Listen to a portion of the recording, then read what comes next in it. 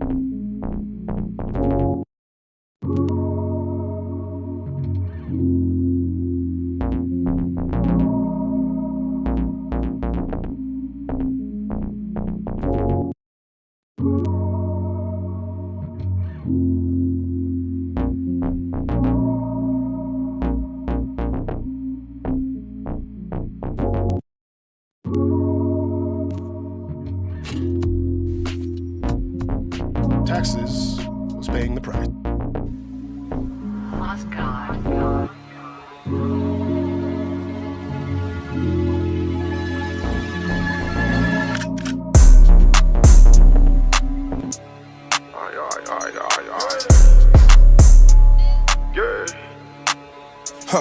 And a bottle for the ladies, nigga, I don't even drink. I shoulda got a stare, problem, he don't even blink.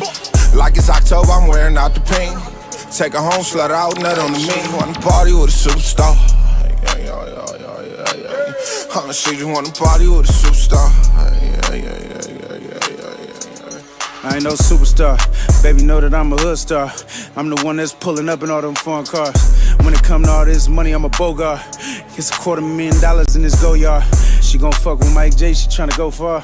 She got diamonds on her wrist like me. She got diamonds on her neck like me. She got a matching go yard like me. Snakes in the grass, high knee. All these chains on, I got them sparring. Falling way too hard, I hurt they feelings, I ain't sorry. Price is the price, baby, I don't like the bargain. I'm rich, so I'm a target. She gon' fuck quick, she a groupie for an artist. You know that I'm the boss, so I can't be late. I've been running to this money like a relay. She gon' leave your broke ass cause you a cheapskate. All these diamonds on me, they be skating. I can't wait for the money, go and get it, I'm impatient. If all else fails, then we back to the basics. If all else fails, then we back to the basics. And a bottle for the ladies, nigga, I don't even drink. I shoulda got a stare, problem, he don't even blink. Like it's October, I'm wearing out the pink. Take her home, slut her out, nut on the meat. Wanna party with a superstar. She just wanna party with a superstar.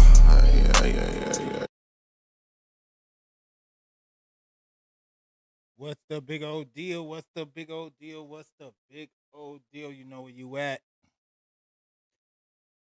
Ain't about where you from, it's about where the fuck you at. PresGang. Ain't about where you from, it's about where the fuck you at, nigga.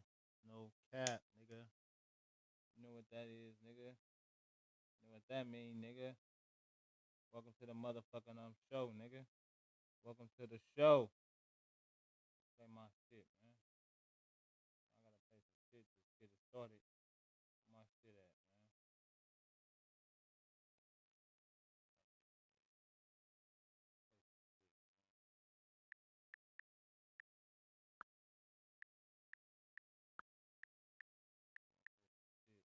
Get this shit started right, man. Everybody turn up, man. Welcome to the show. Hombre, made to be, damn it.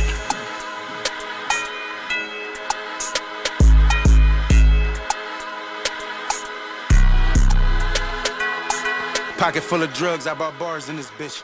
Rafe with the sky, I got stars in this bitch. Gang in this bitch, brought things in this bitch. I'm the one nigga, 10 chains in this bitch. I'm from Inglewood, but it ain't nothing weird about me. I've been popping since they sold Melissa's in the swap meet. I was state to state popping ZZ's real road runner. He got all them guns, he ain't gonna use them. He a gun holder. Wonder why your bitch know you cheat, cause your man's told her. All this ice on in the summer. On your way It's a in. cold summer. Reaching for these chains, fair exchange, I take a soul from. Reap what you sow. I'm the reaper, I just stole from. I strong, I don't cry, grew up cutting onions. I'ma go for it, fourth down, I ain't punting. Pandemic, everybody was loud, now I ain't hearing nothing. Last year, everybody was stunned, now I ain't seeing nothing. You empty 30 clip and you ain't hit nothing. Everybody know your story if you ain't say nothing. Every post I'm lit, it ain't no need to pin no old shit. She would claim when I was broke, but now she proud to be my old bitch. You gon' catch him dwelling, put this rollie in the sky. I know she wanna fuck cause I can see it in her eyes. Rolls Royce a waste of money, I don't even drive. Can't see his diamonds in the dark cause he got S size. This a 41, no petty wrist, I gave my bitch a 36. I just made 100 bins in the city I ain't never been. I just dropped 200 on this horse I'm in. Started acting rude just to match the type of fit I'm in. Know a couple niggas that got rich up off of settlements. Know that they can't beef with us cause they know we gon' settle it. Pocket full of drugs, I bought bars in this bitch. Rafe with the sky, I got stars in this bitch. Gang in this bitch, brought things in this bitch. I'm the one nigga, 10 chains in this bitch. Whole team winning, we got rings in this bitch. Gang in this bitch, we got gang in this bitch. Pocket full of drugs, I bought bars in this bitch. Rafe with the sky, I got stars in this bitch. Gang in this bitch, brought things in this bitch. I'm the one nigga, 10 chains in this bitch. Whole team winning, we got rings in this bitch. Gang in this bitch, we got gang in this bitch.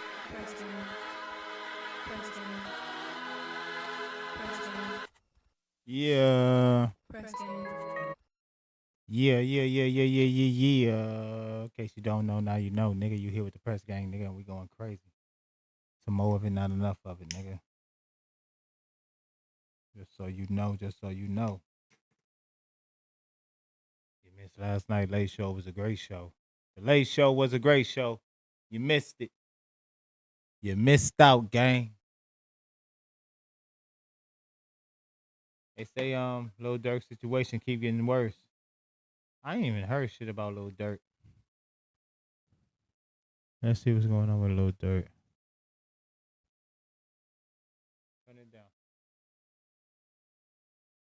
Dun, dun, dun, dun, dun. What's going on with Lil Durk?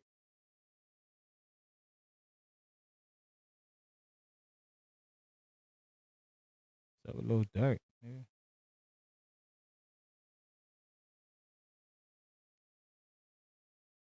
Against him.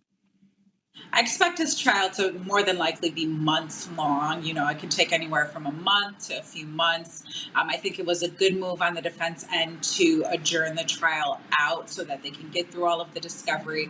They can continue through their investigations and things of that nature. And they really want to bulletproof their defense. And adjourning the trial till October really gives them an opportunity to do that. Now, of course, Lil Durk doesn't want to sit there. Nobody wants to sit, you know, in prison or incarceration. But I think that was the best move necessary to protect his rights. As far as the trial and what that will look like, I expect that there's going to be a lot of evidence that the government's going to be using. I think that they're going to try to go at this in the way that the prosecution went after Young Thug and his group, and do a prosecution that includes all of the defendants and at one trial, or consolidate the defendants into one proceeding because of the amount of evidence and the witnesses that they would use. So I expect that, but I expect Durk's attorneys to really go after the prosecution in this case. And while they're trying to point together and pin together these alleged acts that have spanned, I think, since the initial 2020 shooting incident, the defense is going to attack it each and every step of the way. Do you think prosecutors will use music and his own lyrics kind of against him in trial? Of course. I am expecting that is going to happen. And I personally, as a defense attorney, have a significant issue with that. You know, we have a First Amendment right here in the United States, and the freedom of speech and the ability to create art through those lyrics has been used, you know, as an attack on that First Amendment right and privilege. Now, it may not be as much of a protected speech as other forms of speech, but that's an issue here. Artists want to be able to create without having to defend themselves for their creations later. But I do expect that the government is going to try to take that angle in this case. You know, and I have to ask, say Lil Durk is your client. What kind of defenses are you going to be using, especially in a federal trial case like this? You know, on a case like this, you know, if I was Durk's attorney, My client is not as involved as the government would like me to allege. All my client does here is he's a rapper. He runs this organization, but it's an organization that's geared towards music and in the music industry. We do hear, lyrics of violence and things like that in the music industry. And again, that is a creative work that should be protected and is protected by the United States Constitution and copyright law. The government's making a significant stretch trying to tie him into this murder for hire plot. And ultimately what the government's trying to do is hold somebody responsible for this death, but the person responsible is not Lil Durk. Whether they want to go after, the co-defendant who allegedly fired the firearm or killed that individual, that's a conversation for another day. But my client, he's a businessman. He has other matters that he's tending to. He has other matters that he needs to tend to. So them trying to rope him in, just like they've been doing to other, artists in as of recently, is not something that we'd allow to happen. And we would fight that case at each and every stage. Yeah, and I was kind of to piggyback off that answer there. It seems like for fans of Lil Durk, it does seem like, another great artist is taken up by the system. Yeah, damn. I just wanted to know what was going on with the nigga. I ain't heard nobody speak up on the nigga in a minute. Shit, really? That's all I was trying to do. You didn't have to dip out like that, but appreciate everybody who tapped in right quick and liked the stream, man. You know how we're gonna do. I think we're gonna start off with damn, let me see this. Rolling 30s Harlem Crip retaliatory murder in Vermont knows. Let me see. This is old. He dropped this 22 hours ago. Check it out right quick. Welcome to Time of Death. This video is for informational purposes and in no way meant to glorify or condone violence. In today's video, we'll be discussing the murder of Alan Ray Sean Bowen. Bowen was shot and killed on Tuesday, September 3rd, 2019 in the 7500 block of South Figueroa Street in the Vermont Knolls neighborhood of South LA, according to LA County coroner records. Frank Lee Fisher Jr. was subsequently arrested and charged with the murder. The following is the evidence at trial. Travion Winkler was a member of the Rolling 30s Harlem Crips. On August 29, 2019, Winkler was fatally shot near the corner of 75th and Flower Streets in Los Angeles, within territory claimed by a different gang, the 7-4 Hoovers. The person arrested for shooting Winkler was a member of the Hoovers. However, law enforcement ultimately determined several weeks later, 19, Winkler was fatally at trial. Travion Winkler was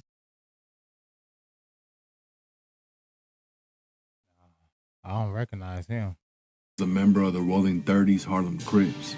On August 29, 2019, Winkler was fatally shot near the corner of 75th and Flower Streets in Los Angeles, within territory claimed by a different gang, the 7-4 Hoovers. The person arrested for shooting Winkler was a member of the Hoovers.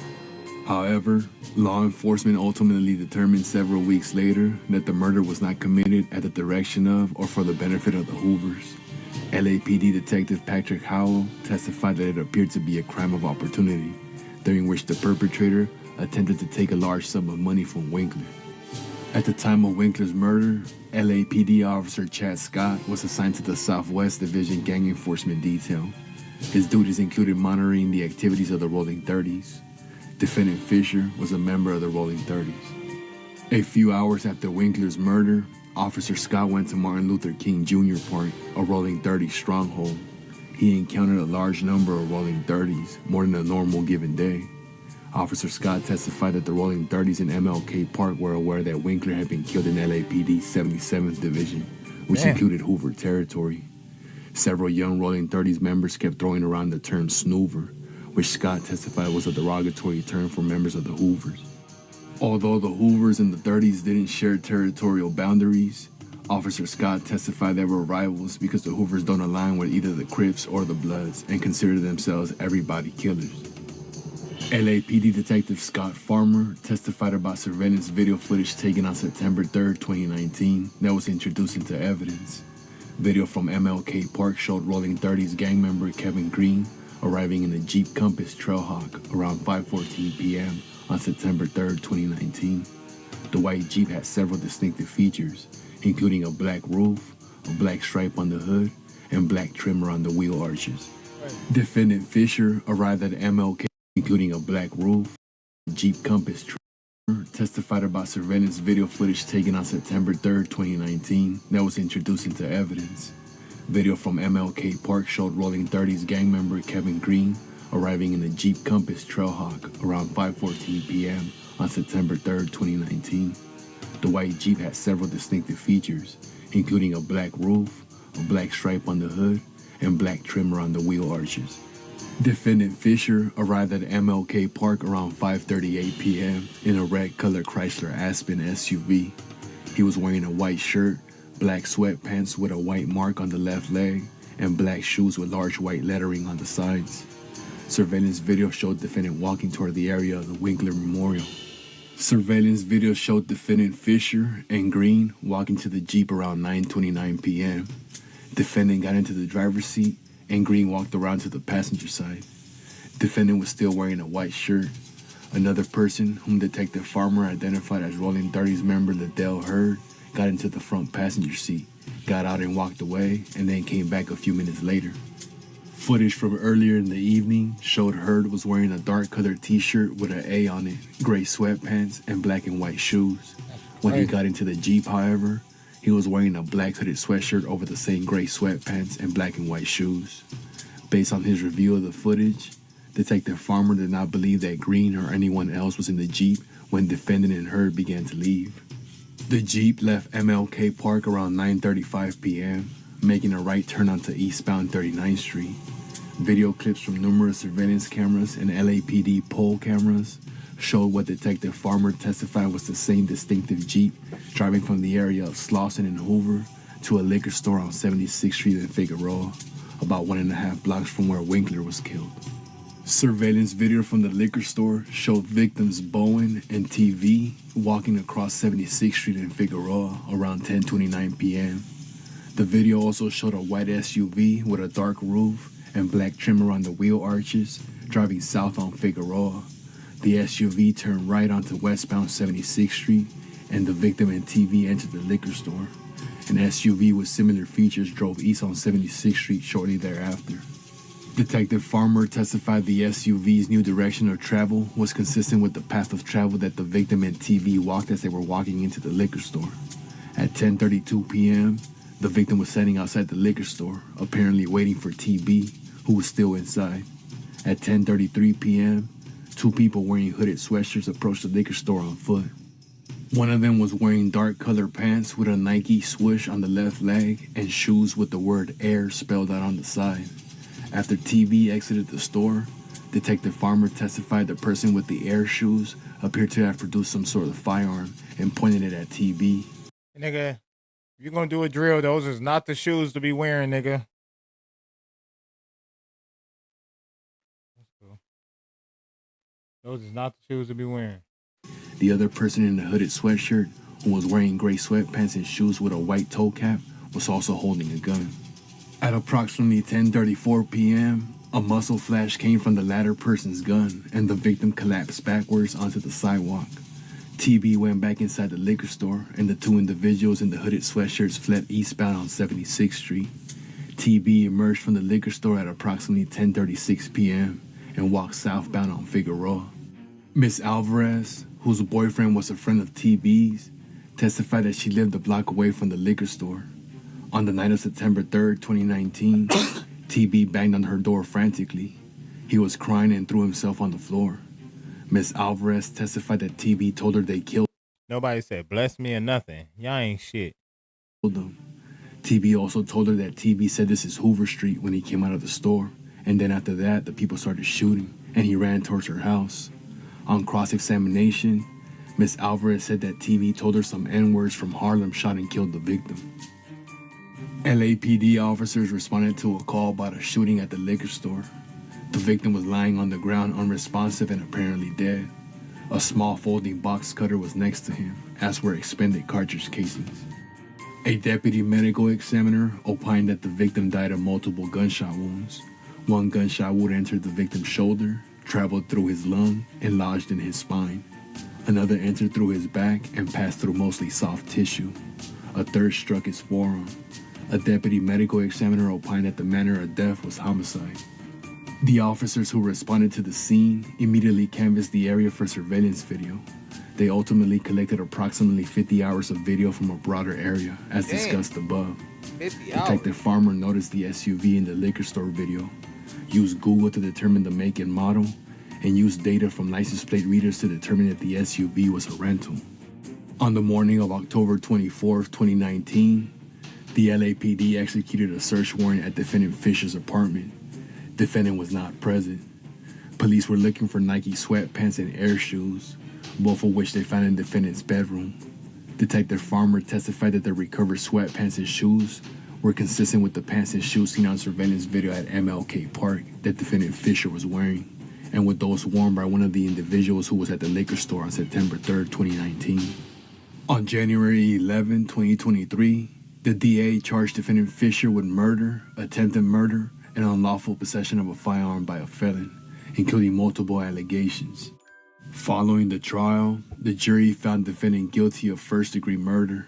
It was unable to reach a verdict on the remaining charges and allegations. The court declared a mistrial on the remaining charges and granted the prosecution's subsequent motion to dismiss the gang and gun allegations in the interest of justice. The court sentenced defendant Fisher to a term of 25 years to life. Damn. Alan Ray Sean Bowen was 19 years old at the time of death.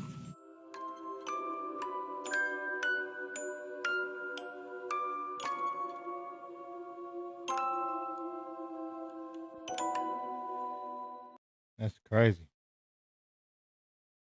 That's crazy, man. I don't know. I was just interested in that story.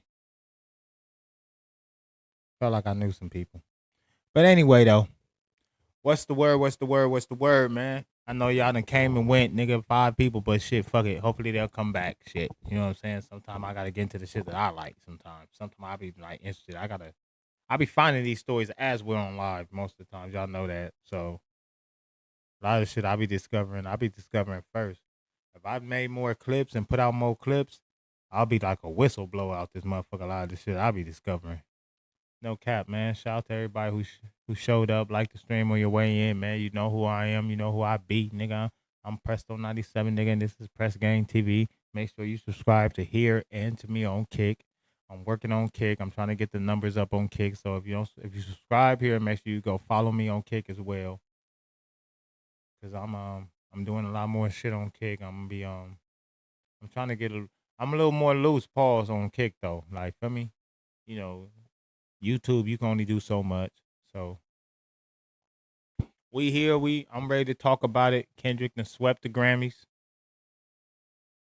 When I was on stream yesterday, when I checked the internet, he had 3. By the time I woke up, this nigga had 5. I was like, fuck. They got 5 Grammys, nigga. He should have got Grammys for all them other songs too, though, man. Other songs he dropped before, cause shit, nigga. Euphoria is the song you should have got a Grammy for. Euphoria is crazy.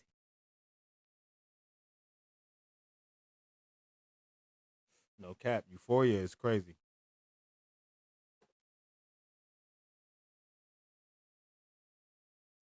I think Euphoria. I thought Euphoria was the red button, and then this nigga dropped Not Like Us. I thought Euphoria was it. I thought that was the one. I thought that. But shit, Not Like Us dropped, and shit, they was singing that shit at the Grammys. They were saying, "Hey, minor," all kinds of shit. I was like, fuck. I was like, nigga, ain't no way them bots, nigga. All them people singing that song is bots too, academics? Ain't no way them was bots. They was actually singing that shit.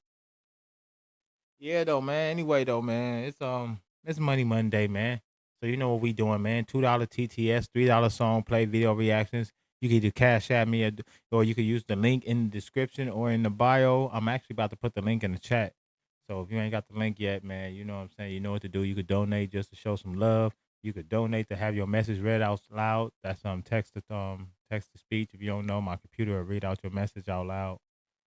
And that's just showing love. Like, feel me? If you want to do that, or if you want your video reacted to, want to see what I think. If your shit trash, I'm gonna tell you your shit trash to your face. Well, to the camera. I'm gonna tell it to the camera, but I'm in your face telling you your shit is trash. I'm not gonna bite my lip. If your shit is trash, you know I'm the first one to let you know your shit trash. So come on through. If you can get by me, I'll let you know if you should submit this song anywhere else. 'Cause if you submit it to anybody else stream, they might gaslight you. You submit it to me, I'm gonna let your ass know your shit is trash. So you see what we doing? $2 TTS, $3 song play, video reaction, all that. It's up to you how you want to do it. Yeah, man. Been seeing this shit on YouTube, man. 4Xers and Brick Baby supposedly having some kind of issues. That's none of my business. That's none of my business.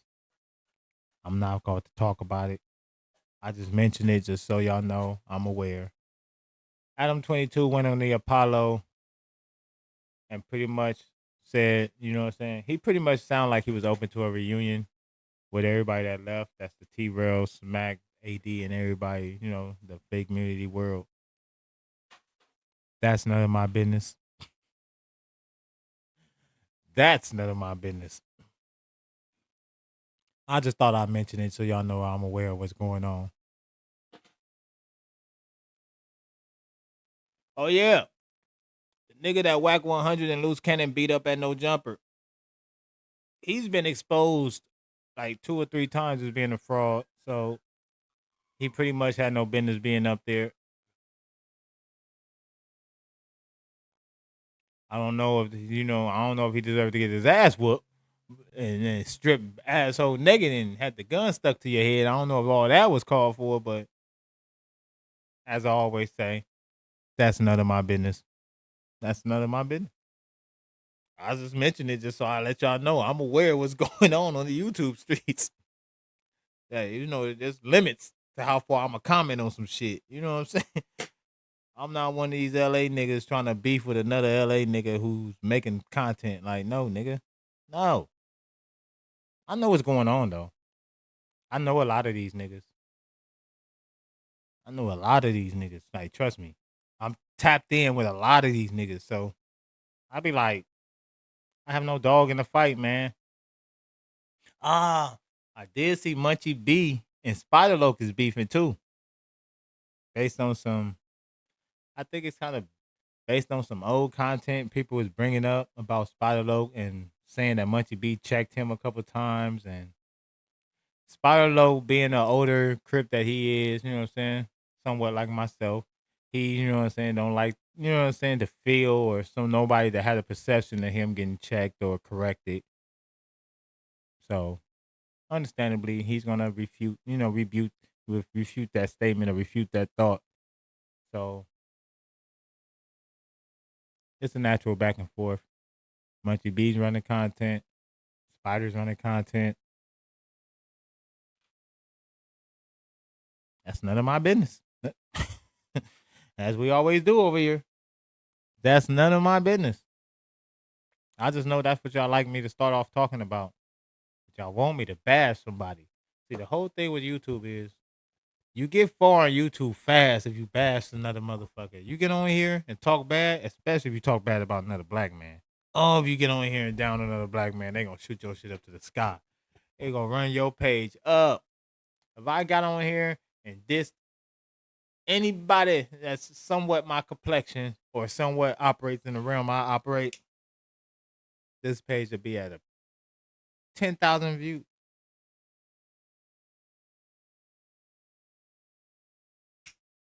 I mean, I'm at 100,000 views, you know what I'm saying, on the whole page, but I'm talking about a single piece of content would be at 100,000 views.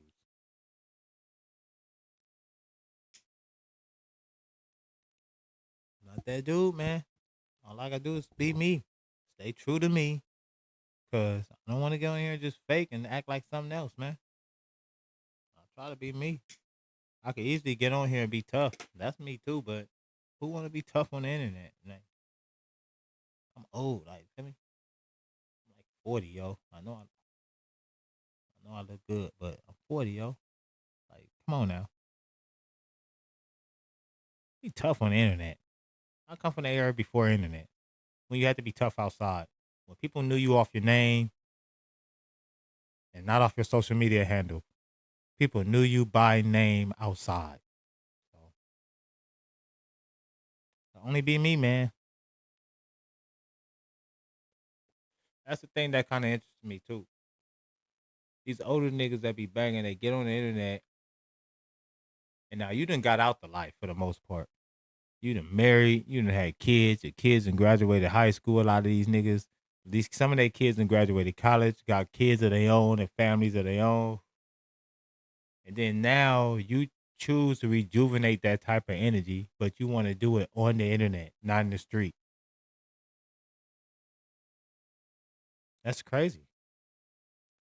I know the goal was to get out the street, but the goal was also to change your mind state.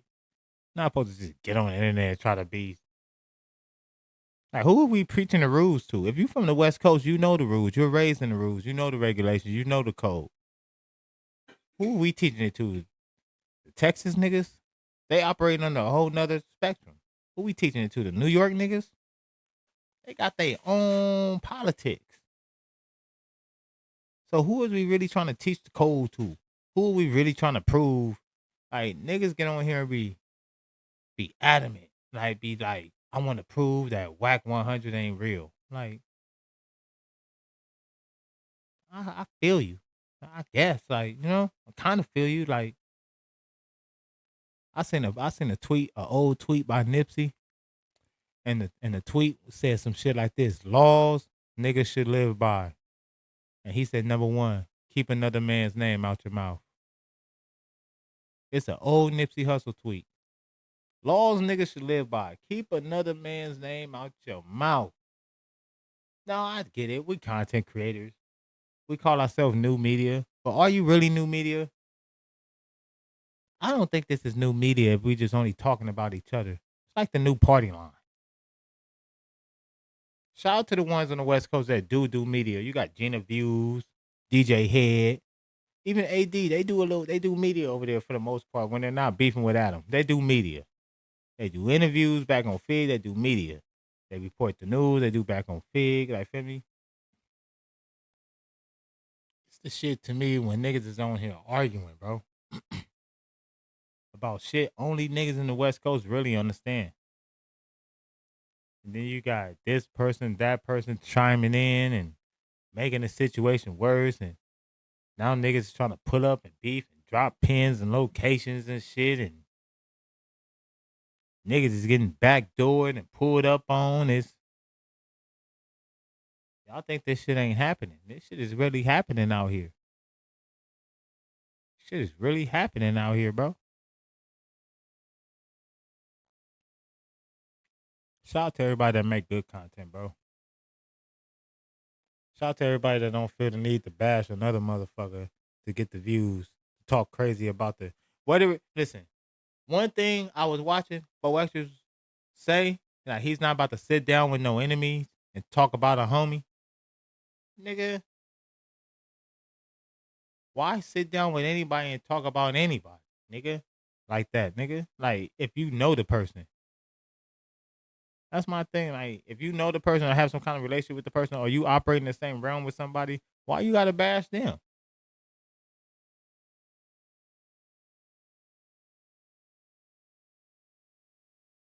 I know it don't make sense because I'm a reaction channel and I react to shit too. I know it don't make sense, but at the end of the day, y'all know what I mean, man. And y'all know who I'm talking about. Why can't everybody just get some money? Why can't everybody just get on here and say their piece? Why can't everybody speak their truth? Your truth might not be my truth. Like, other people heard things in the street, so people might have a perception. And then your perception might be that thing never actually happened.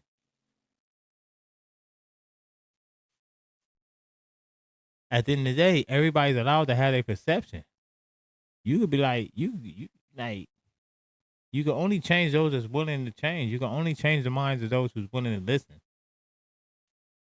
To be on there arguing, though, is crazy. That's the whole point of YouTube. You build your community. You talk to your community. And if they empathize or sympathize with you, they gonna deal with you. But I'm not about to get on here and try to bash another person or talk crazy about somebody in my city that have made it to a point. Well, any of us even know who they are and talk crazy about them. It might be things I'll react to and I'll be like, oh, I don't agree with that. But I'm not literally out here trying to bash who they are and their credibility and what they stand for. That's what these, like, LA content has got to a crazy place, bro. LA content got to a crazy place, bro. You used to watch LA content creators and feel like you was going to get to the meat and bones of some shit. Now, it's like being in prison, man. Who's real? Who ain't? Paperwork party. Who real? Who ain't? Paperwork party. All right. I get it.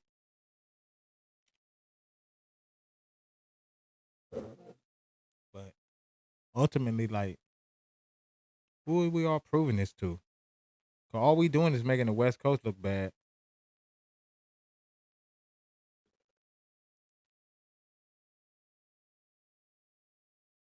I don't know though. Are we making the West Coast look bad? Because when Kendrick shit went down, it was like a united front.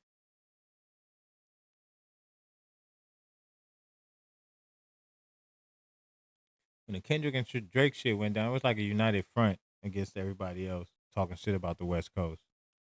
Even the people who didn't agree with each other on the West Coast, at the end of the day, everybody was rooting for the West Coast, no matter where you was from. It was Compton Crips rooting for Compton Power Rules to win. Think about that. Kendrick did that video shoot right there. Everybody came out. It was Crips, Bloods, all in Compton, all up and down Rosecrans.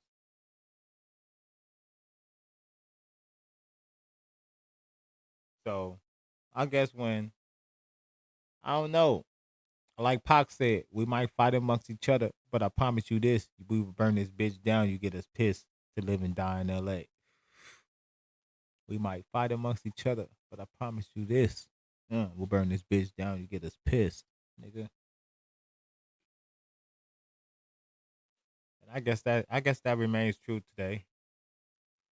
2025, South Central Los Angeles type shit. That remains true. Like the stream if you just tapping in though. Like the stream on your way in, man. Don't hate on me. Like the stream on your way in. Don't hate on me, nigga. If you're watching and you're not liking the stream, you're more likely hating. And that's cool too. You can hit the thumbs down if you're hating on me. Like, man, fuck this nigga. Hey man, it's all in reaction. Shit. Fuck it. You know, analytics. All analytics to me should be good analytics. At least somebody paying attention to the content. But yeah, man. That's why I like Pot Lord stream, man. People always try to like downplay Spliff Mode, bro. But the one thing about Spliff Mode, he done got into it with other streamers. But what he don't do, he don't get on there and bash nothing on the West Coast. Like, if he get on there, he's playing. They running content with each other, AD, Mark Nasty, and all that. But at the end of the day, he's not getting on there trying to talk bad about Whack, Spider, Loose. Now, what we will do on Demon Gang, on some Demon Gang type shit, what we will do, we'll laugh at you niggas. We will laugh. We will listen to the content. We will laugh. And we really have no dog in the fight. It just be funny content to us watching people argue back and forth and go back and forth. Like when he was beefing with Adam 22, that was different kind of like, feel me? Pot Lord. But yeah, it was different. Cause Pot Lord is, Adam is from like Massachusetts or some shit. But about this like trying to rip a person's reputation and make people not like, you know what I'm saying? That's kind of like, now for those of you niggas who out here who broke the code, openly broke the code and all that, and it's known that you broke the code, fuck y'all though. For sure. Fuck y'all, bro. You know we live by a certain creed and code and culture over here. So it's fuck y'all for sure. But I'm not the nigga out here trying to tear nobody down and looking for no information on nobody because I dislike them or I just want to discredit who they are as a person and all that. I'm not that nigga. I'm not never gonna get out here and do that. One thing I can't do, I don't exercise hate. I don't exercise it. Like, feel me?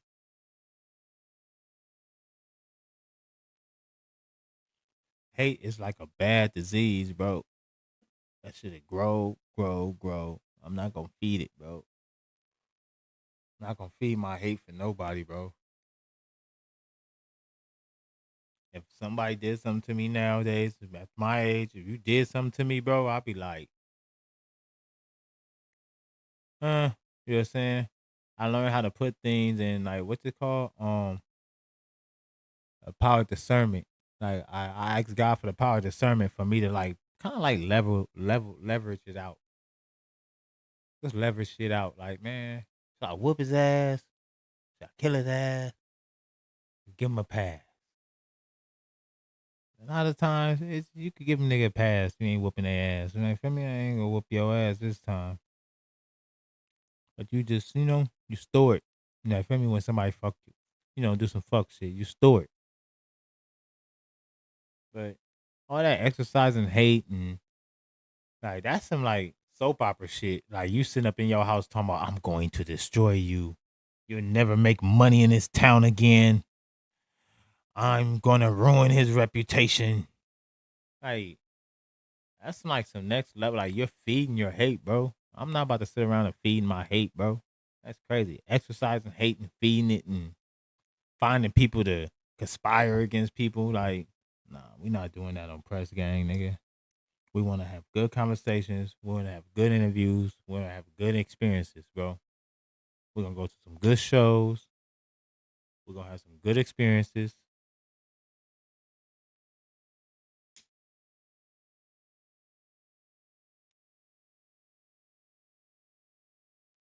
You know what I'm saying? That's what we're going to do. We're not about to do all that extra out shit. Shout out to the chat. Shout out to the people that fuck with me, you know what I'm saying? Even if it's casualty, if it's lightweight, you know what I'm saying? Shout out to y'all. You know what I'm saying? You know this shit ain't easy, sitting here trying to talk for a couple hours straight to a camera.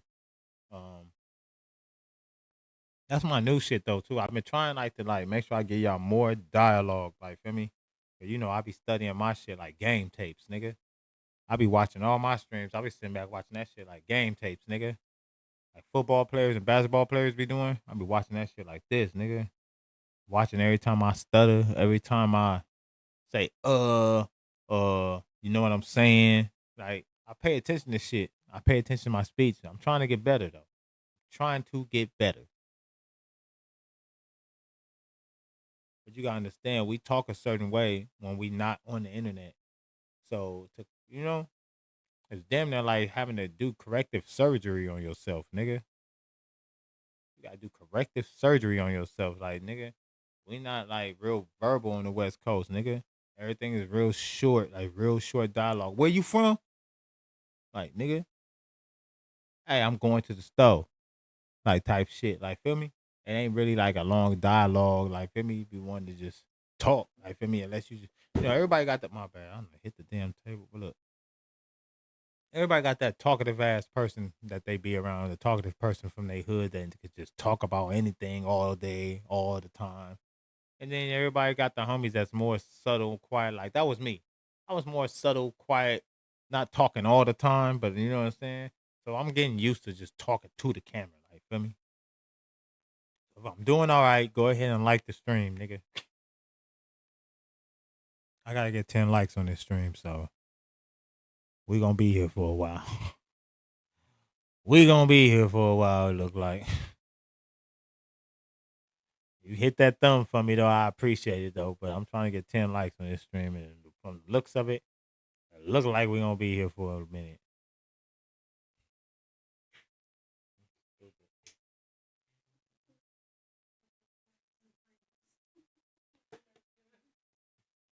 Silly. Yeah, man.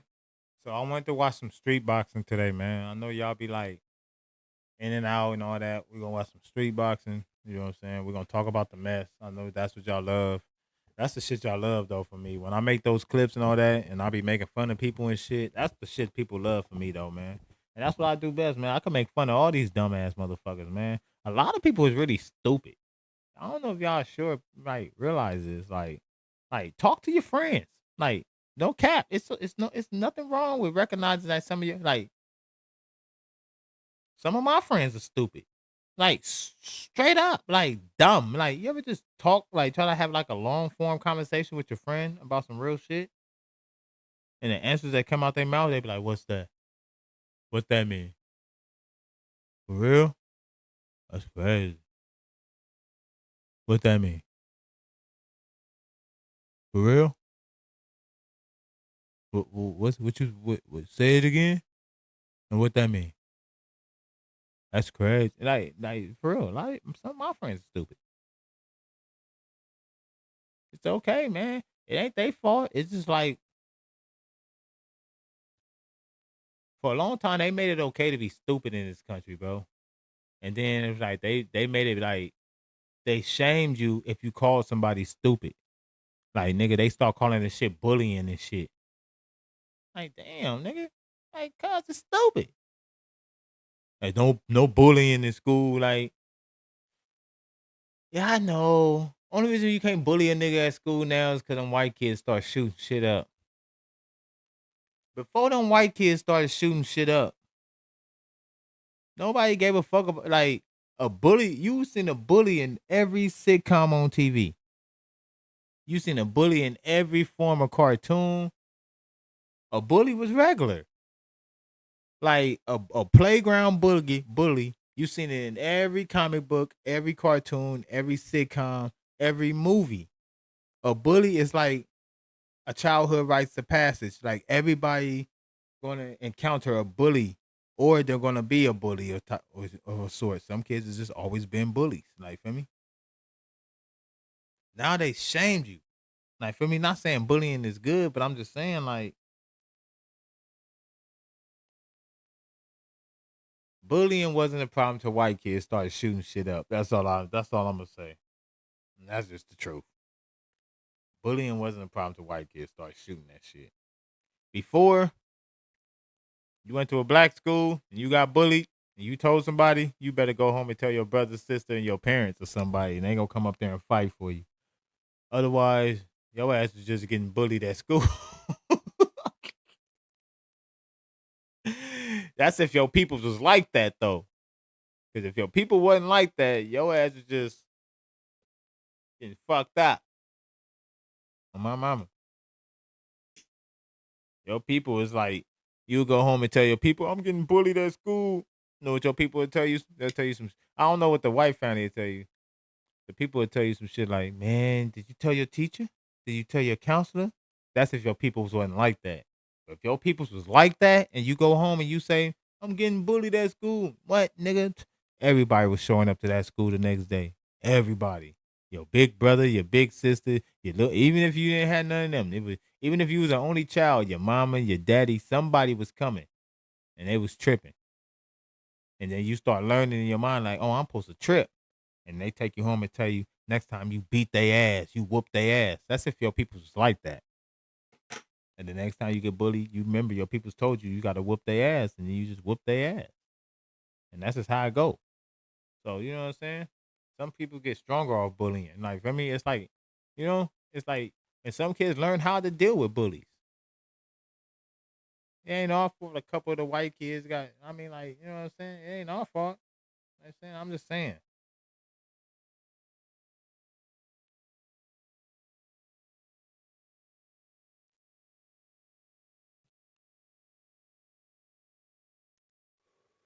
The minute a white kid shot up a school and blamed it on bullying damn near became a crime.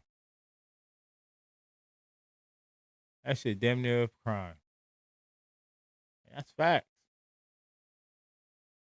I ain't gonna lie to you. That's facts. Oh yeah. Yeah, hit this. Hit this. Hit this. Shout out to the chat that ain't here. Shout out to everybody that done tapped in and didn't like the stream. With your goat mouthed asses. Shout out to everybody, man. I appreciate everybody that be tapping into my stream, man. Even if you're here for 2 seconds, man, that shit count too, man. All analytics is good analytics, man. So every view count, even if it's for 2 seconds. A lot of niggas be trying to see if I just quit or if I fail.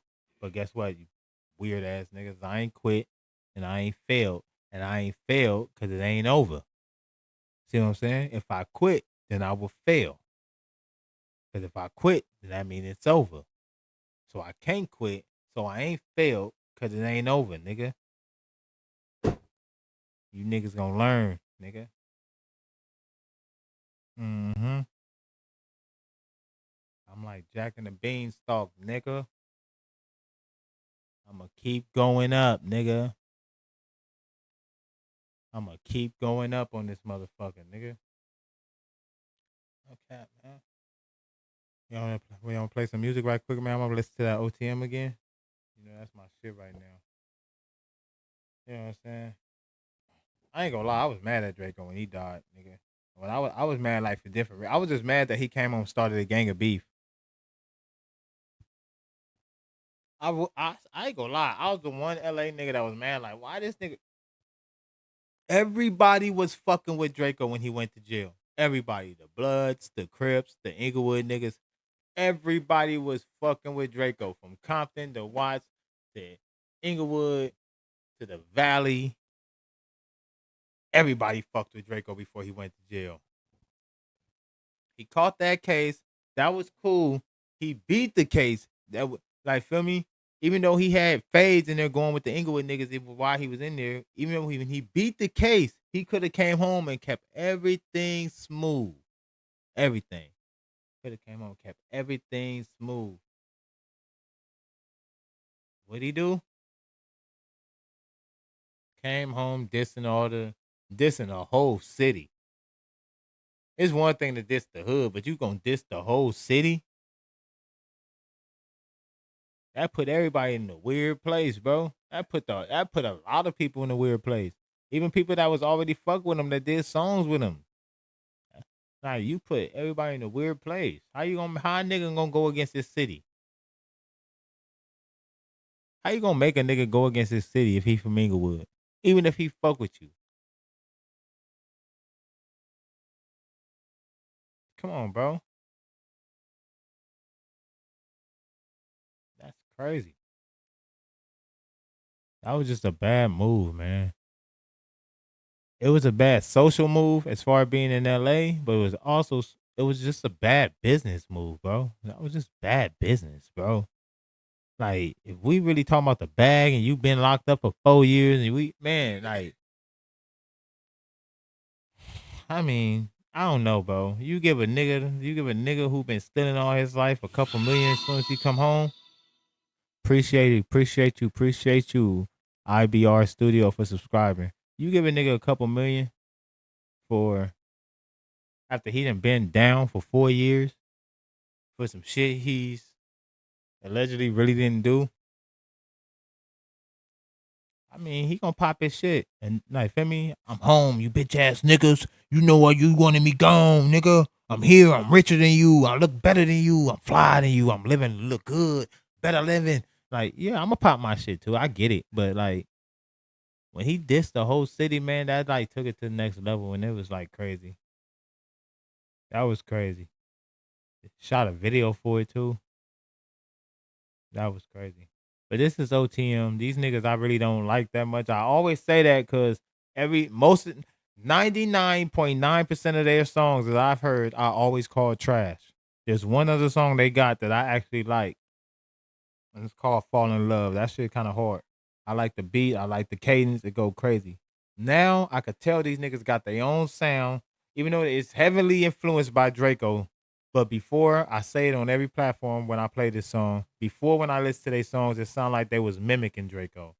Not so much now. So I'm about to drop this song one more time, and then I'm gonna play some other shit. Thing or two. Every time we chop, I know the house like I hate these dudes. Keep the truth alive, let's keep it real.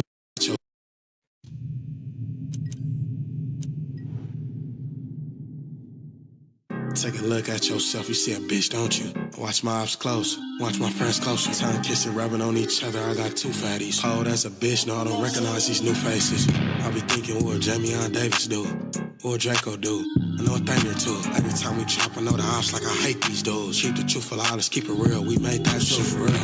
I sit back and think sometimes, what would Draco do? Keep the truth alive, let's keep it real, we made that too. You know the truth, don't we? Long live the ruler, bitch. Bitches come around and you wanna act all cool and shit. Clown nigga dressing up like bums, speaking foolishness. Punk rocker, yeah, you gotta go, man, I hate this bitch. The way my diamonds hit the lights, I can't be missed. I'm still in the hood with my folks, but you can't be rich. 20,000 on the gram, nigga hate on this. Spot out, I'm like, what would Draco do? Probably toe tag, I'm gone, change my clothes after. Bumping ground with Susie, just a quickie, then I'm gone. I don't know if they got a new producer. Cause this nigga voice, it don't sound like he's making it make that. Cause before it sounded like he was trying to make that voice. He don't talk like that. Cause that's how Draco was talking. Now it sounds like he found his own sound and he kind of blended his voice with the Draco sound. I don't trust her, I'll never do Look the at bad Duffy like though. Duffy came tough this time. So He you sound still like Stanley. Or Draco do shit like Duffy came tough this time too. Duffy's verse is always shaky, but he came tough this time. They off, back and forth, dissing in my DMs, let's just play ball. I'm off to Rami's to purchase a new bus down. Hold up, I'm going long, I'm pies out dancing in the end zone. I be thinking, what would Jamie Davis do? What would Draco do? I know a thing or two. Every time we drop, I know the ops like I hate these dudes. Keep the truth alive, let's keep it real, we made that shit for real. I sit back and think sometimes, what would Draco do? Keep the truth alive, let's keep it real, we made that too. Stink meaner. I hate niggas, they hate us too. Ain't that the truth?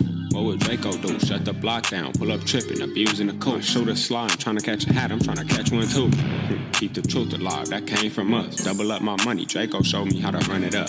Above the Keep the truth alive, that did come from the OTM niggas. These little niggas is the ones that came up with the slogan, and they not even Stink Team no more.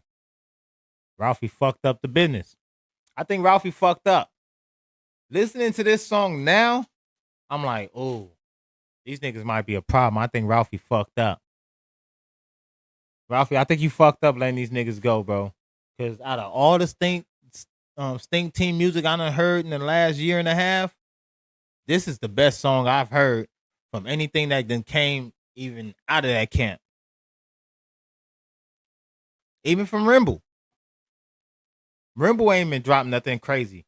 The shit he got with on 4 Extras and 8 an AV song, that's a cool verse. The reply he got to Ralphie is even better. When he replied to Ralphie and brought his little homies on, that verse is cool too. But Ralphie, I think you fucked up the money, nigga. Draco knew what he was talking about when he handpicked these niggas, bro. I didn't believe. But the fact that they made Presto a believer, I'm beginning to think you fucked up the money, bro. Like when I'm filling up my double cup, I know they want to Listen be to like Duffy's us, but they ain't verse. get enough. Same guns as Big Bro, blue tips and F&Ns. Me and Pesos in the Benz tripping, pulling skits again. Bro don't got no passport, he finna take a trip again. OTM, we ain't the chosen ones on accident. For the win, stand on 10, still with all the odds against me. What would Draco do? Keep this shit 100 Diddy. Niggas so silly how he rose, but you ain't slid with me. I put on for my niggas in the pen, free Rozzy. They don't move how we move. I'm just being honest with you, know the truth, and I refuse to let these niggas get it twisted. The bag. Rapper niggas out here really faking independent. Fuck being humble, we give ops the middle fingers. I be thinking, what would Jamie Davis do? What would Draco do? I know a thing or two. Every time we drop, I know the ops like I hate these dudes. Keep the truth alive, let's keep it real. We made that shit for real. I sit back and think sometimes, what would Draco do? Keep the truth alive, let's keep it real. We made that too. Ralphie, you fucked up. You fumbled the bag, gang. You fucked it up, nigga. They was supposed to sign to Stink Team, nigga. You done signed all these useless gang members. Ralphie, you done signed all these useless gang members, bro. No disrespect to them niggas' music, man. But them niggas with the playaways and with the Get Money GT, nigga, and the Day 3. Bro, that shit ain't hitting like this, bro. Maybe they need to drop some more music. Maybe Stink Team drop some more music I ain't heard. Maybe they got some shit in the vote that we ain't heard. We waiting, you know. I ain't hating. I'm just calling what I see. This is what I see. I see the OTM niggas dropping shit on y'all, nigga. They dropping hot shit on y'all too. Hot shit. Hot. Stank. That shit was nasty. They dropped some hot shit on them niggas. Oh, Stink Team, get it together, gang. Get it together, Stink Team. Get that shit together, gang. Don't be mad at me. I'm not a nigga you can run up on. I just want everybody to know that. I'm going to say what I want, when I want, however I want. You mad? I don't care what team, the team, the A team, the Stink Team. Anybody roll up on me, Mr. T, all your little crew members, I don't wouldn't give it. I'm talking about Mr. T, the black man with the mohawk. Any nigga talk mad at anything I say, I'm telling you the truth. I think OTM might be a problem. I think we probably counted OTM out a little early. It's 2025, nigga. They came to play. I'm actually interested to see what else they about to drop. And I have never been interested in the OTM drop. I'm actually interested in see what their next song is gonna be. Cause what's his name? Blue Pesos and Duffy, nigga. I'm actually interested in seeing what their next song is gonna be. Don't trip. If then nobody count them niggas out early, I count them niggas out early. I was like, them niggas is through. They trash. It's over. I remember the video I made. I said, it's over for them niggas. They trash. Just get them up out of here. Draco gone. Kick them niggas to the curb. They boo-boo. I don't know. I spoke a little too soon. Shout out to OTM, nigga. Shout out to OTM, nigga. Like I said, you want me to react to your shit, I'm doing $2 TTS, $3 song, and video play, or video reaction. You know what I'm saying? We going dummy today, man. I'm live, nigga. I'm live. I got 3 people watching, man. Shout out to the 3. With just 3 people, you could take over the motherfucking country, nigga. Just know that, nigga. With 3 people, you could take over the fucking country, nigga. Don't never let them tell you nothing otherwise. I'm trying to play some gangster shit, man. Yeah. We still on some music, man. You know, we can get to the drama and all the nonsense later. I'll get to the drama and the nonsense, but we still on music. We still on music, man. Once again, shout out to Kendrick Lamar, man. 5 Grammys, nigga. 5 for the West Coast, nigga. How many stocks did he really have in stocks? 1, 2, 3, 4, 5 plus 5, nigga. He has 5 of them things, nigga. He came in with the sweep. Right? That was super prolific the way he said that. Like, he predicted it, nigga. I'm gonna get 5 Grammys off this song on your ass, nigga. Kendrick predicted that, nigga. Yeah, that's crazy, right? That's super crazy. I'm trying to find the shit we're gonna listen to right quick. Oh shit, we can play some Crisscross. Or we could play that new Drexler joint. I think I played it yesterday though. We could play it. This the nigga that had the homie in the background saying like the fuck the niggas and shit. The nigga was dissing the homies and shit. Like fuck niggas and fuck Crips and all that.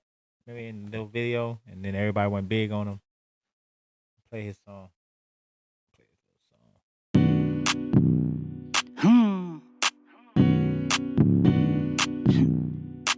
You motherfuckers know the truth. Everybody want to be the truth since Draco gone. I get it. Safe for my bitch, nigga, who? Scary ass nigga, man, you the top that won't shoot. Niggas booth on they necks, man, these niggas know the truth. I'm all about a bag, I'm only worried about my loot. On the dead homies, you don't want it with the crew. Talking out they necks, what you niggas wanna do? If you gon' lope up, then don't play like it's cool. 16 in the clip, Roddy Racks got that voice. Safe for my bitch, like I plenty. All these hoes hate me, they can't stand me. Can get it poppin', niggas know I keep a blame me. These niggas be some bitches, some like a trainer. Back in middle school, I used to smack on my nanny. In 10th grade, I was fucking on your granny. In the halls, I ran my enemies, they never ran. If you owe me, put it in my motherfucking hand, G. Shit, matter of fact, put it in my pocket. Blower loaded up, bitch, I don't got a cock. You ain't got a ass, Roddy gonna pop it. These sucker niggas capping, all they ever did was pop it. Stop it, little baby, pop, lock, and drop it. Rowdy and Drake's on the track, they can't top it. I'm the one that got the OC popping. If I wanna take your bitch, you can't stop it. That's the gang, bitch, the #1 topic. Bad little islander bop, these hoes tropic. Whipped out, I just told her to top it. Stuck on the dick, I can't get this bitch off it. Bitch need some money, I ain't an option. No niggas hate on the game, but can't knock it. Pussy so wet, bitch, you better mop it, bop it, pass it, catch it, bop it. Bash it, pass it, catch it, smash it. P13 BST gang, not classy. Treat a bitch like an asset. If she ain't worth no money, she get left like my last bitch. You was that nigga that was passing. I'm so EBK, nigga, I'm sucker side back. I'll be right back.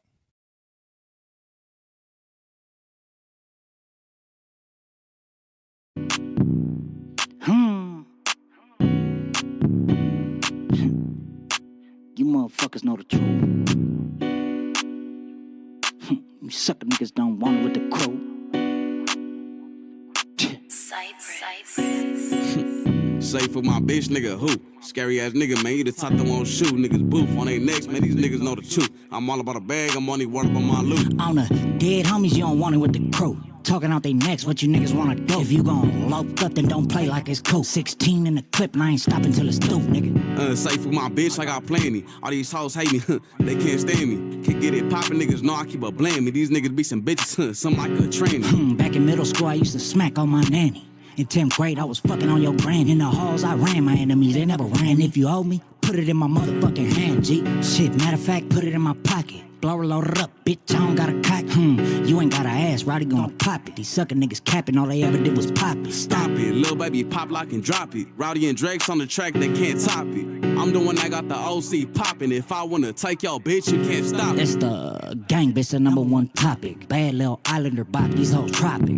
Whipped out, I just told her to top it. Stuck on the dick, I can't get this bitch off it. Bitch need some money, I ain't an option. No niggas hate on the game, but can't knock it. Pussy so wet, bitch, you better mop it, bop it, pass it, catch it, bop it. Bash it, pass it, catch it, smash it. P13 BST gang, not classy. Treat a bitch like an asset. If she ain't worth no money, she get left like my last bitch. You was that nigga that was passing. I'm so EBK, nigga, I'm sucker side bashing. Fuck your bitch, I'm still tapping. Say who fucked your bitch? Drake's the Mac dude. Hold on, Roddy hit it from the back end. Pull out, smoke a blunt, put that motherfucker back in. The whole gang pistol packing. Pull up on your turf, had you bitch niggas tracking. Roddy Racks back, bringing action. Why you sucker niggas lacking? It's time to get it cracking. Daylight gun and shit clapping. Oh God, Drake's just hopped out the back with the Mac. Bitch niggas won't be fun, no going back. Popped out just in all black. He think it hard with 100 round, this a stack. Fuck y'all bitch and give her back. Don't even like that hoe, why she all on my sack? Bitch, when you gon' let me cack? You been shoulda gave me the pussies way back. Give it here, no take back. Real thug nigga, good dick, take that. You got ass, shake that. Come here, bitch, bend your back, I break that.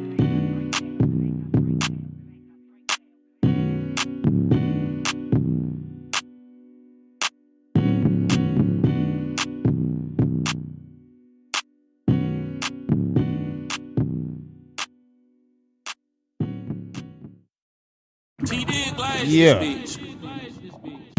I'm back. You see it? Yeah. I can't be a hater though, man. Can't be a hater, man. You know I gotta play some in the B team too. They be like, no, you don't, nigga. Yes, I do, nigga. Don't be a hater, nigga. Definitely play some B team, niggas. Who's popping from the B team? I got a video out right now. Play Lil Deuce again. See what Lil Deuce got. No, Lil Deuce gonna drop something. Oh yeah, he dropped Belt to Ass 4 months ago. They got Harris out here, yeah. What the fuck going on? Right before drop. We can play some B team.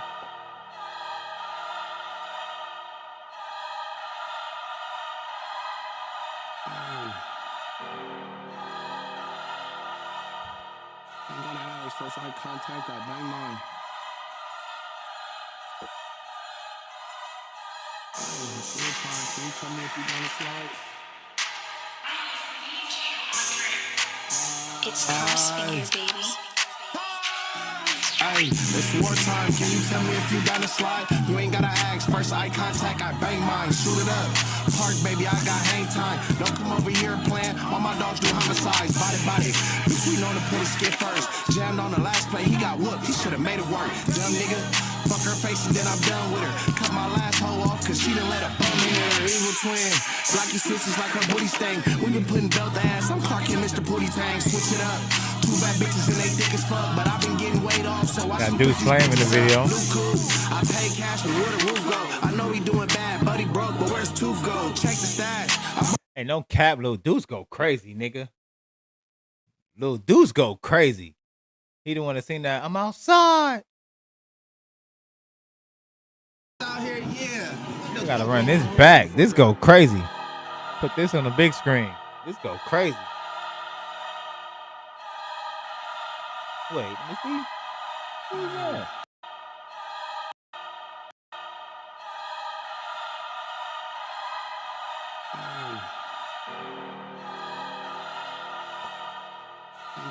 Do it. Turn up. This shit right here go crazy.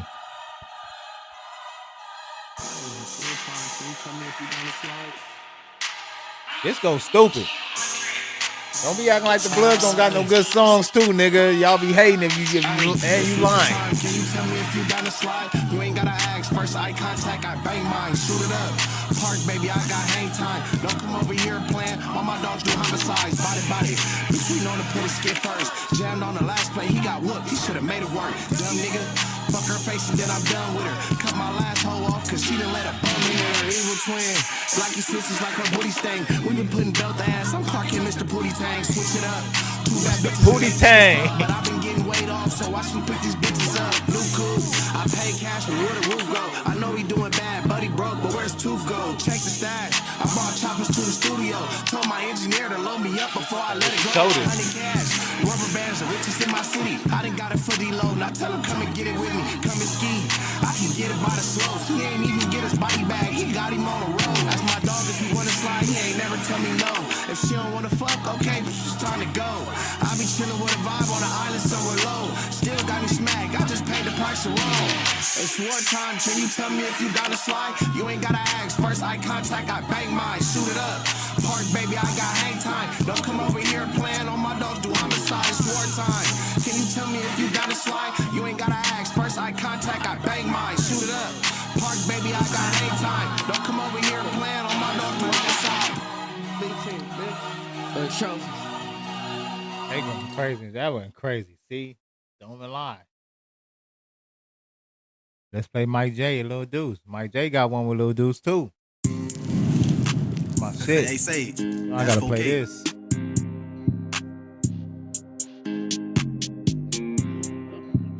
My shit. We going crazy. We just chilling, bro. You ain't gotta worry about all that bullshit. We on that block with that Glock out. Block out. Tell him pull through, nigga, pop out. Pop out. He don't want slide, he get knocked out. Knocked out. Ice on my neck, but I'm hot now. We on them block with them Glocks out.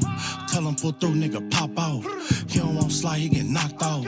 Ice on my neck, but I'm hot now. Hey, ice on my neck, but it's hot in this bitch. Came through the back, so the Glock in this bitch. Yap out the mouth and get socked in your shit. Pointing my finger and bro used to switch. We just got back and we spinning again. Hey, Lil Deuce be going crazy. I'm always on go, I be hoping I see him. And all my little shooters, they stay in the gym. We on the block with the Glock out. Tell him pull through, nigga, pop out. He don't want slide, he get knocked out. Ice on my neck, but I'm hot now. We on them block with them Glocks out. Tell him pull through, nigga, pop out. He don't want slide, he get knocked out. Ice on my neck, but I'm hot now. I be with rock stars, he hit a lie. Now he ready to rock out.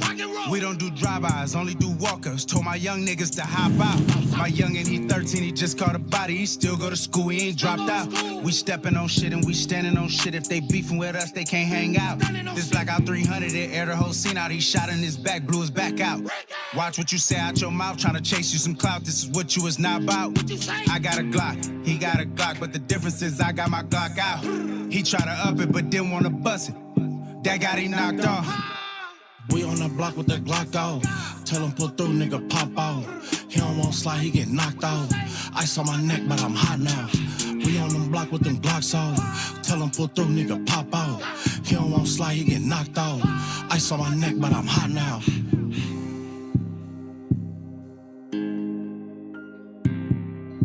shout out to my people, man. It's cool though. My people ain't here, but it's good that I'm here. Cause when they look up, they be like, "Oh shit, he here," and I'm here ready. You know what I'm saying? When they show up, I'm already here, so it's cool. I beat them to the punch. My people know that I'm doing the late show now, so you know what I'm saying. They popping in at the late show. You know what I'm saying. We got that scheduled. In case you don't know, put that schedule, put that timer up, so you know what time we doing the late show. In case you don't see it, in case you haven't heard, this is the late show. Wait, that's yesterday's show. Did I schedule it? Am I in schedule a show? Don't lie. I scheduled a show. I did. See? I did schedule a show. That's crazy. I know I ain't tripping.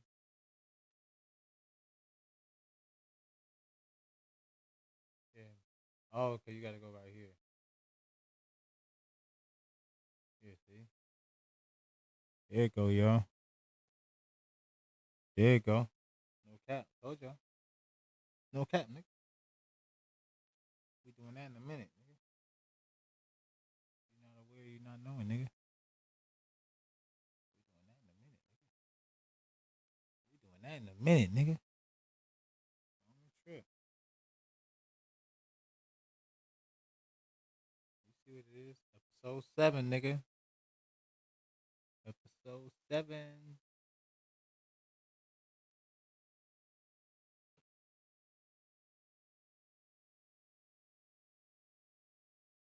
Damn, nigga. Can we even really see the shit, though? That shit look crazy. Oh, you can see it. I just want to make sure you can see it in the thumbnail. The episode 7 part. Yeah, nigga.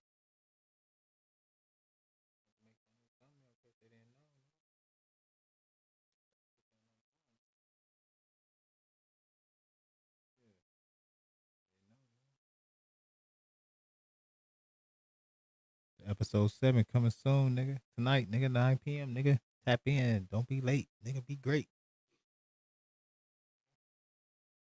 The Late Show is the great show. Trying to tell y'all, the Late Show is the great show. My shit is like BET Uncut, nigga.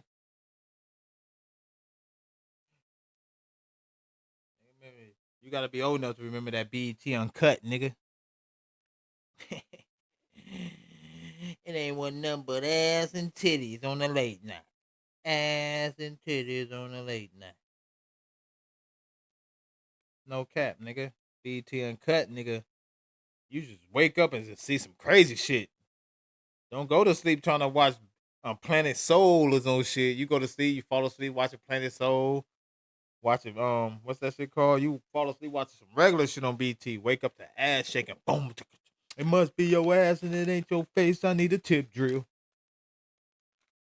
Now Nelly, you wake up to Nelly. Man, damn. Yeah, copyright the shit out of you. Try to play some tip drill on this stream right now, nigga. They will copyright the shit out of nigga if I try to play some tip drill, nigga. They got me fucked up, nigga. Make sure y'all tap in, man. The Late Show, then tonight at 9 p.m., nigga. Episode 7 with me, man.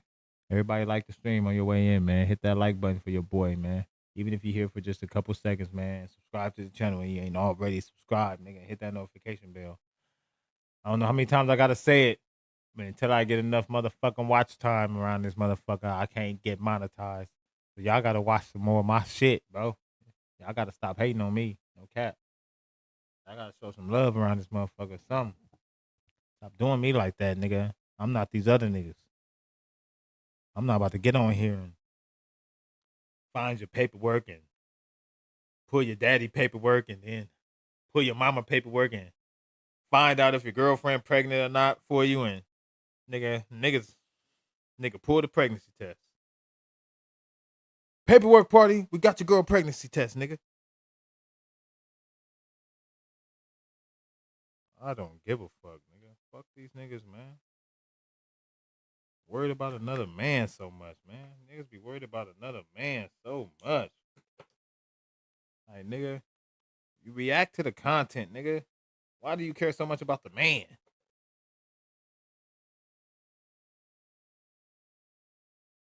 Niggas is crazy. Man, they didn't turn YouTube into the schoolyard. Hey, you know that nigga over there? He from Whoop Whoop, man. Ooh, niggas, he say, she say, he say, she say.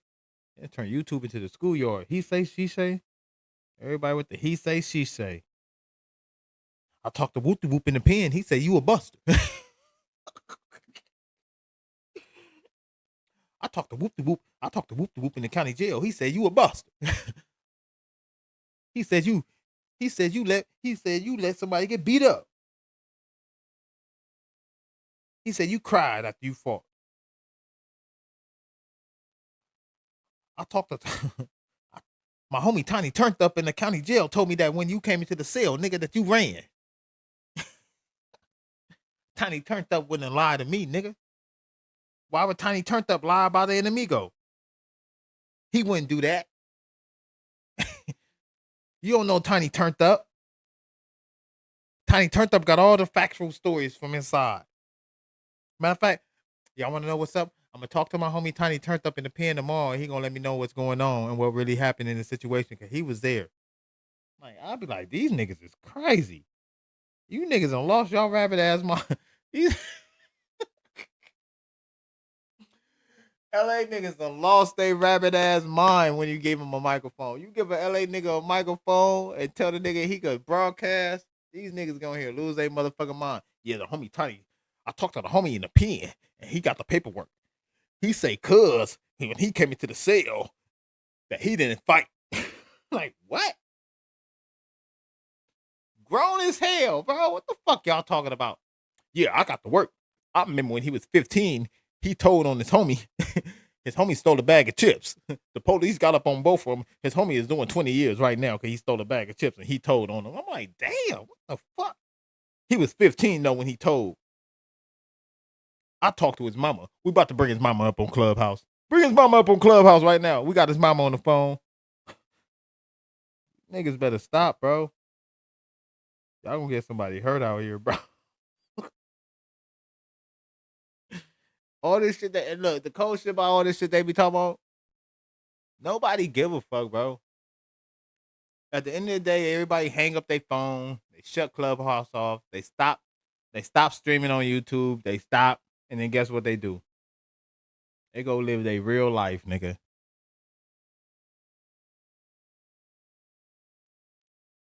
Niggas be so worked up on the arguing on the phone or hating. How you hate a nigga you never even met? I be thinking these niggas is all cap. How you hate a nigga you don't even know? You hate a nigga you never even met? You never even met this nigga. Nigga, I seen a YouTube video where the nigga made a statement and the nigga said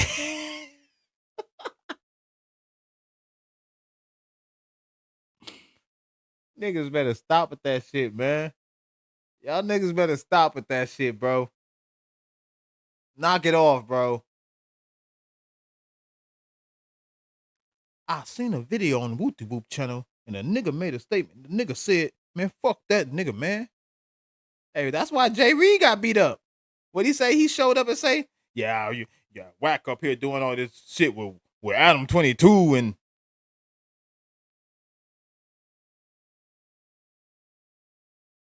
like, nigga, they don't even know you, nigga. How you even speaking on? These niggas don't even know you. They didn't know they was offending you when they was doing whatever they was doing that you don't like what they doing, nigga. They don't even know you. That type of shit. Like, how you hate a nigga you never even met? Like, you never sat down and had actual words with this nigga. Niggas disagreeing in video. I'm sending you a recording of me disagreeing with you. And you send me a recording and you disagreeing with me. Ain't no damn beef. Niggas better stop, bro. It's a gang of other shit. Look, bro, I get it, bro. I'm gonna keep it G. I know why y'all niggas do that.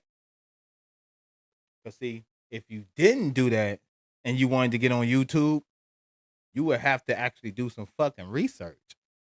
You would actually have to learn something. You would actually have to have something else to talk about. You would have to, you would have to be a Trap Lord Ross nigga. You have to do some research, nigga. You got to put the video together, edit it. LA nigga, just set his phone up on the side and record it, talk crazy to somebody. Fuck you, nigga. I'm from whoop-de-whoop, whoop-de-whoop, nigga, and you the buster and you told, nigga. Boom. Stop recording, hit upload. That shit upload right to YouTube. To YouTube. You ain't even gotta think about it. The phone do everything for you. That's why all these niggas be on phones. Most of the niggas that be on phones don't be wanting to do no thinking, bro. Shout out to the niggas that go get a laptop. A lot of these niggas don't be wanting to do no thinking, bro.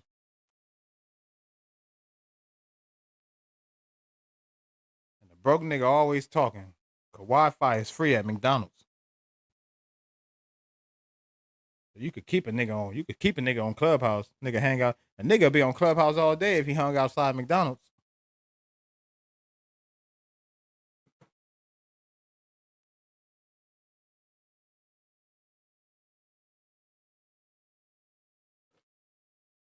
Just saying, man. Niggas got this shit fucked up out here, man. And then when I do speak on it, that's how I like to speak on that type of shit. I don't like to speak on nobody individually, call nobody out. I just be like, shit's weird, man. From what y'all niggas taught me coming up, I'm watching what a lot of these niggas doing that's right above my generation. They're right above my generation, too. I'm like the next generation right up under them, most of these niggas, bro. They doing some shit they told us not to do, bro. And the way I run my stream, I kind of run it that way. Like, I like to get historical. I can show you some gangbanging shit, but I'm going to go historical on you. We're going to go watch old news clips and shit like that. Like, I'm not about to talk crazy about no nigga that's out here that survived the motherfucking wars in the 80s and the 90s and all that shit. Any nigga that survived the early 2000 wars and all that shit. I'm about to talk crazy about none of you niggas, bro. But I know what it means to go through that and make it out on the other side, nigga, and even be able to get in front of a mic, nigga. I'm not about to do you niggas like that, bro. These niggas that do you. It's South Central, though, man. It's always been cutthroat South Central, man. We ain't never been to Kumbaya. Hey, I ain't gonna lie. We ain't never been to Kumbaya City. I mean, you know, this is the gang capital. This is the Vatican for gang cultures. You know what I'm saying? This is Vatican City, nigga. If this was the Mecca of gangland, this Los Angeles is the Vatican City. We started this gangster shit. Give a fuck what y'all talking about. And y'all know under what dynamics.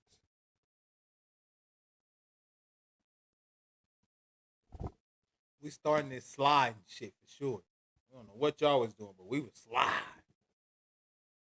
Ain't that what the kids call it now? Slide. Slide, nigga.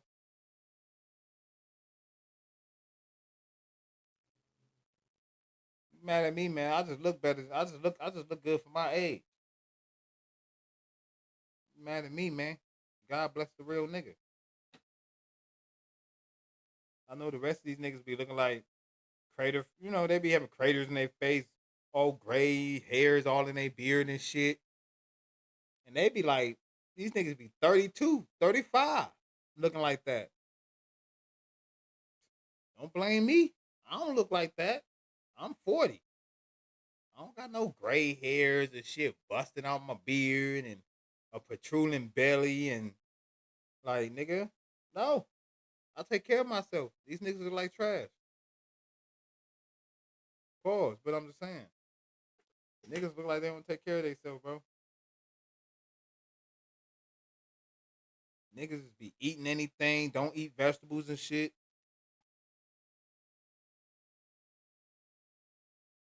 Grown ass men talking about they don't eat vegetables.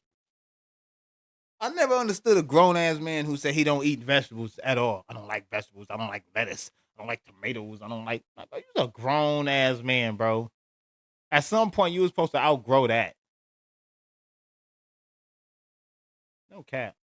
At some point, you was supposed to outgrow that, nigga. You a grown ass man talking about you don't eat vegetables.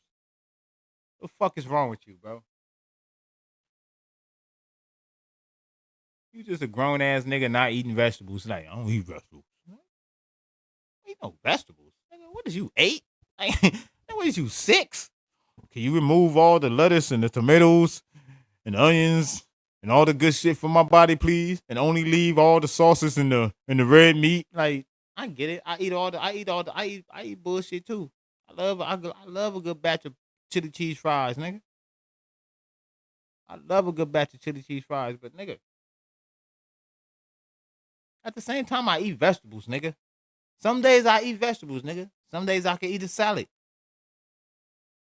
You niggas be wondering why y'all so sick, unhealthy, old looking, beard, gray, shit all fucked up. You know why you look like that? You don't eat your vegetables, nigga. You gotta grow the fuck up. Niggas who don't eat their vegetables just never grew the fuck up. Grow the fuck up, nigga. Eat some broccoli. Have some celery. You ever ate steak? When you go to a good steakhouse, when you get you some money, you have asparagus with your steak, motherfucker. Maybe some nice little peas or something, nigga. Bum ass niggas be talking about I don't eat vegetables. And that's why you a broke ass nigga. You ain't going to no good restaurant talking about you don't go to no good restaurant talking about you don't eat no vegetables, nigga. Nigga, you know a broke nigga. That's only broke niggas say that shit. Niggas with money go to great restaurants with chefs and all kind of shit. You eat whatever the fuck the chef put in front of you, nigga, cause it's a fucking chef, nigga. This ain't the people in back of Tams, nigga. This a nigga who went to school for cooking, nigga. Fuck y'all talking about? Never understood a nigga who don't eat vegetables, bro. Eat you some fucking vegetable, people. I know they like this nigga on here talking about vegetables. We got off track. But yeah, man. You know, you have to mature though, bro. Put away with all them childish games. Yeah, I had to roll up right quick, man. That's why we not playing no video right now, man. Y'all gotta hold it down with me, nigga, and chill. Like the stream though, if you're kicking it, man. Like the stream, man. That's crazy, bro. I got like 17 views, only 3 likes, so I ain't tripping though. But I know a lot of people who be just checking on me. They just be checking to see if I'm still going. And just so you know, I'm still going, nigga. Yeah, man. We're gonna talk about some more music, man. Who else we gonna talk about, man? Who else we gonna talk about? Obama, beat your mama.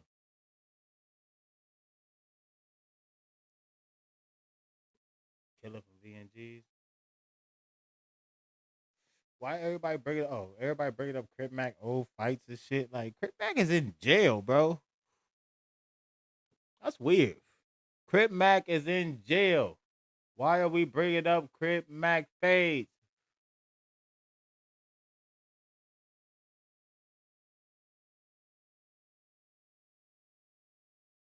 You niggas hate Crip Mac that bad?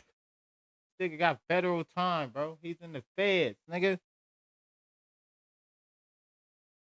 That's what I be saying, bro. Niggas, I know why y'all do that, bro. I know why LA content creators do that, bro. That's the lowest hanging fruit, bro. It's the most easiest thing to talk about, bro.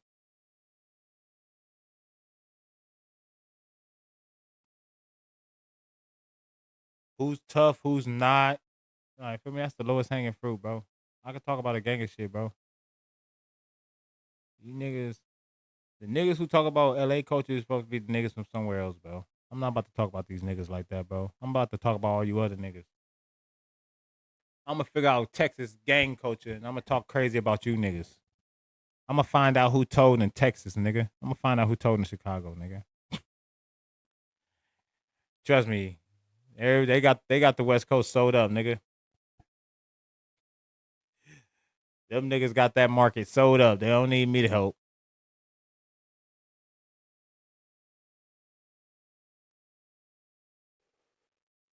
Y'all know I'm only gonna be on here for a little bit longer though, cause I gotta get off of that. I gotta get ready for the late show. You know, you gotta tap in for that late show, man. We gonna go crazy. 9 p.m., nigga. Hit that notification bell. 9 p.m., nigga. The late show, nigga. We gotta keep going crazy, nigga. We gotta get this channel monetized, nigga. We gotta stop playing with the game. Feel me? We gotta stop playing with the game over here, bro. Like real shit, man. I've been working too hard. Like I see a lot of channels pass mine. Like nigga, I'm like damn, I've been working hard on my shit, nigga. Why are these channels passing my shit up? I give decent content, nigga. I know how to talk, nigga. I ain't swayed left or right. I have my own thought process, man. You too funny like that though. I've been working on Kick lately, and I got another channel. I haven't really decided what I'm gonna do with the other channel though, but you can follow it if you want to. Um,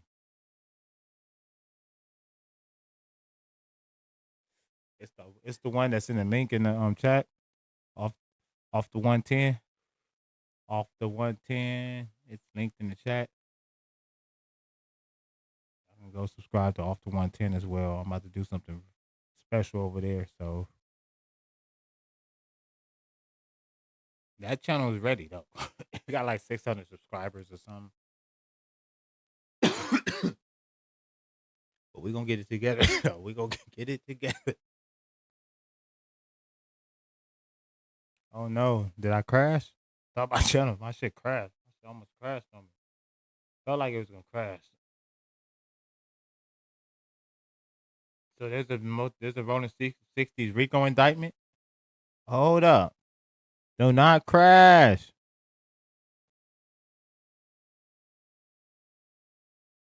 There's a Rolling 60s RICO indictment. According to 600 though. So we're gonna listen to this.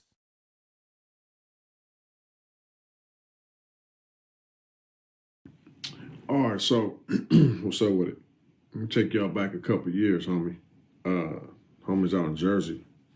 They're like, yeah, Big U pulled up out here and was asking a whole bunch of weird questions. I know what you mean. Like he was asking who got this, who got that, who got the burners, who got the sack, who got the money, woo. Like just a whole bunch of weird police questions, bro. And it was like shit was crazy because it was like as soon as he left, we was like, bro, it was an indictment. And they swooped up and picked up everybody.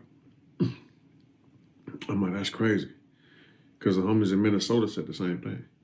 He came out there, was asking them weird questions. You know what I'm saying? Who got this? Who got that? Who controlled this? Went to the South and the same thing. I'm like, bro, dude is all bad, homie. Dude got picked up out here. You know what I'm saying? Dude got picked up out here, nigga. Federally. Went to federal custody, bro. Was out the same day, next day. You know what I'm saying? They seized his accounts and everything. He can't even explain how he got out of that. You know what I'm saying? Because when the feds, you know what I'm saying, cross their T's and dot their I's, they got everything they want. Now they know they're going to come and get you. This is why they got like a 90-something, 98, 90-something like that % conviction rate because they did everything they could. They don't even come unless they got you. They don't just come for nothing. We can get into some whole other stuff too about some homies that said that, you know what I'm saying, their house got raided by him and the homies asked them how you get out and they told the homies that, they had the wrong address and they raided the house before. But we can get so another subject. Anyway, so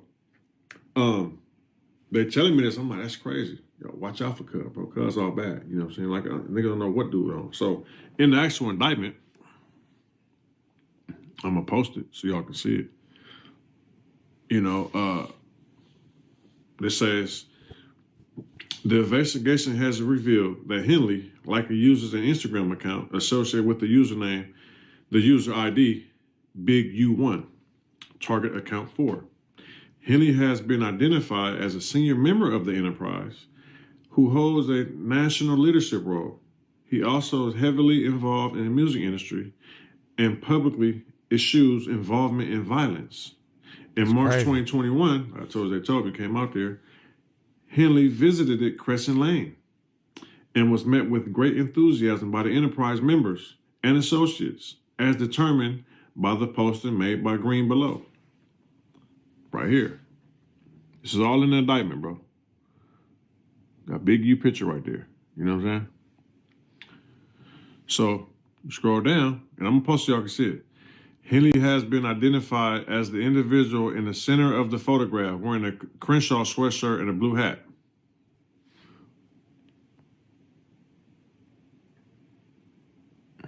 Okay. In the associate caption, Phillip referred to Henley as the honcho, adding, shout out to the gang, man.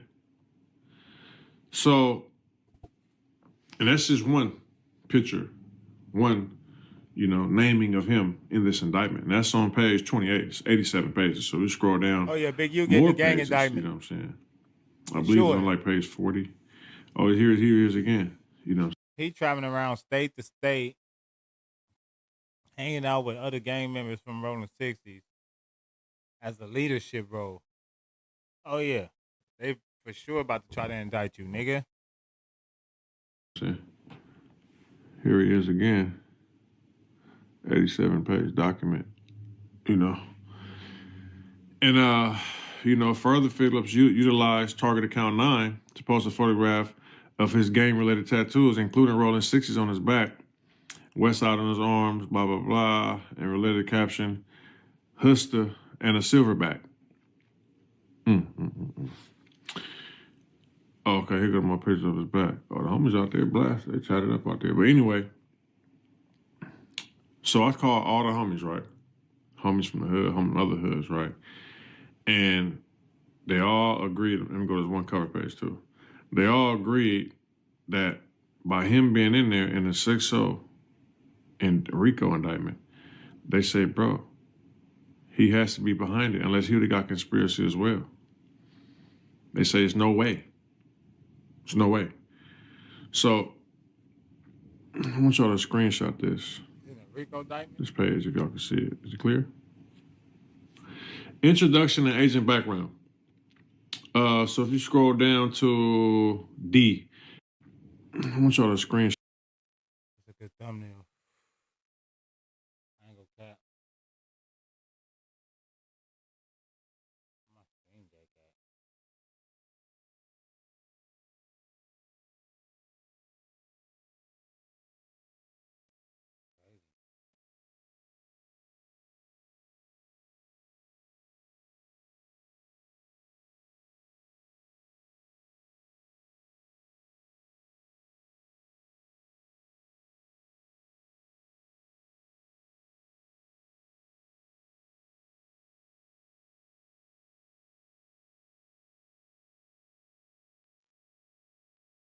Screenshot this page, if y'all can see it. Is it clear? Introduction and agent background. So if you scroll down to D, Instagram user Big U1, believed to be used Eugene Henley, aka Big U, Target Account 4. So like I say, file under seal. It's all in here, bro. You know what I'm saying? And they like, bro, we can't point the finger, bro, of what he told them or nothing. But it was like, bro, use your street common sense. Dude came out here, was asking homies, who did this? Who's involved in this? Who got this? Who got that, bro?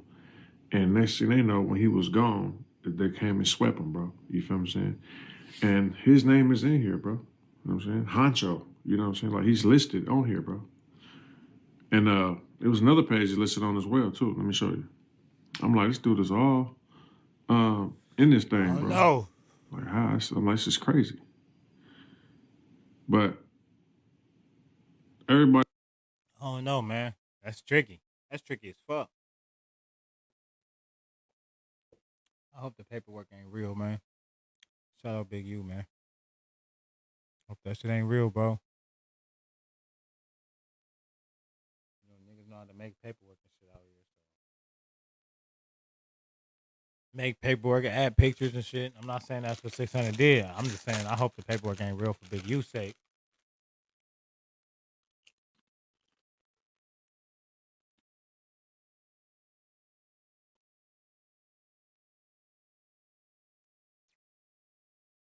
Honey is an interesting character.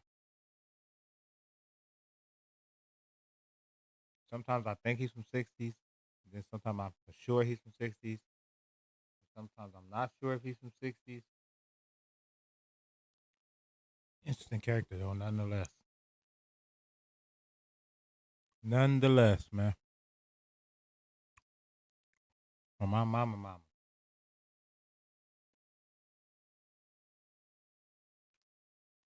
We chilling though.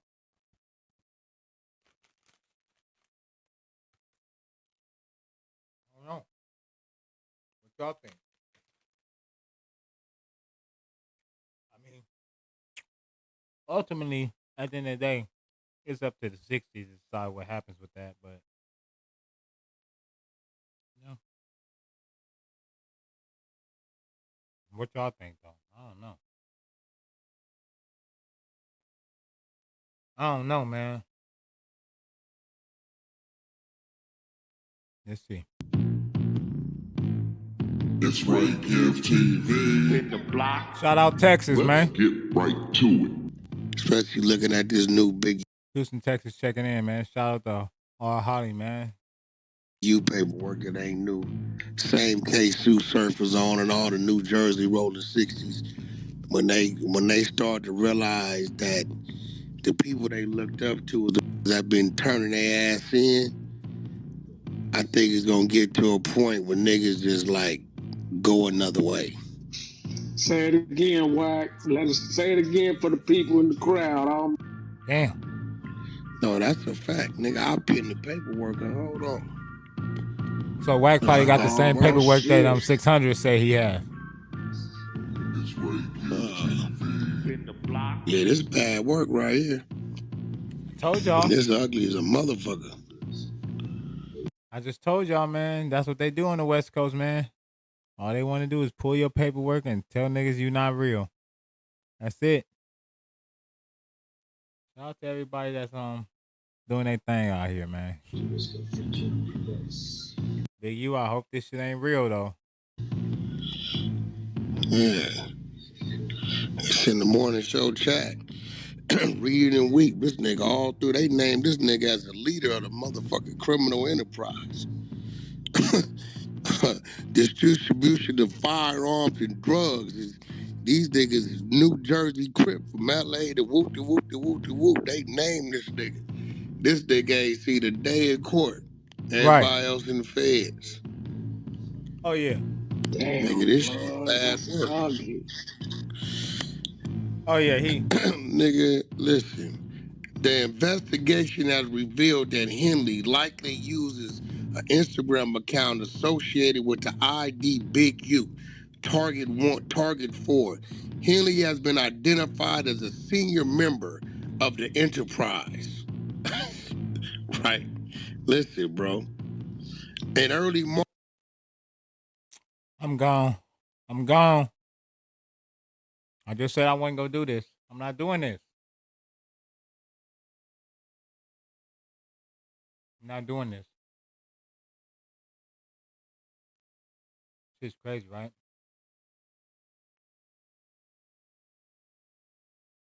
So 50 Cent called Big Meech a rat. Damn near $500 million. You know what I'm saying? So a lot of people are intrigued with this story, and 50 Cent definitely brought it to the light, because I was talking to somebody the other day and they was like, yeah, a lot of people already knew who Big Meech was.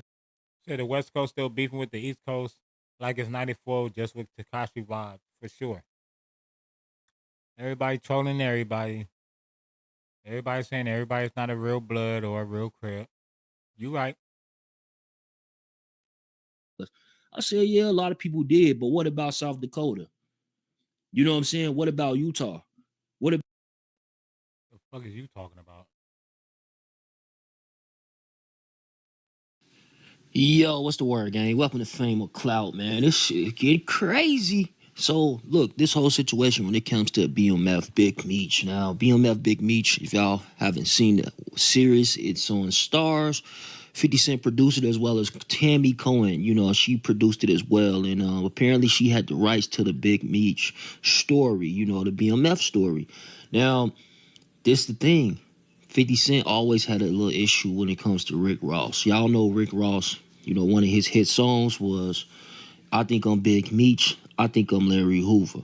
So now Big Meech is out of jail. It's been a couple of months. He having a welcome home party, and it's actually a concert. Likes of Lil Baby, 21 Savage, Rick Ross. Rick Ross is going to be there, and he's saying that He's gonna be performing a hit song first time ever with Big Meech, likes of Lil. I just realized what the fuck I was looking at. 50 Cent just posted a picture of a rat and then said, I think I'm Big Meech.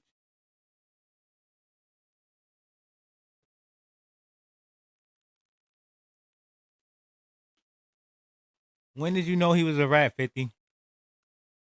When he got out and you took a picture with him? Or when you went to sit with him to talk to him in prison? So you could, produce the story, produce the movie? Like when you started production, when did you know that Big Meech was a rat? Did you just find out he was a rat? But when he got out, you was hugging and taking pictures with the nigga.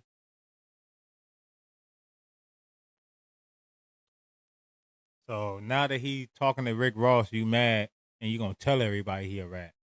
If you was kicking it with a rat and you knew he was a rat, don't get mad at the rat and try to expose the rat. Cause if you was cool with the rat, you just as worse as the rat. Cause you like to hang out with rats.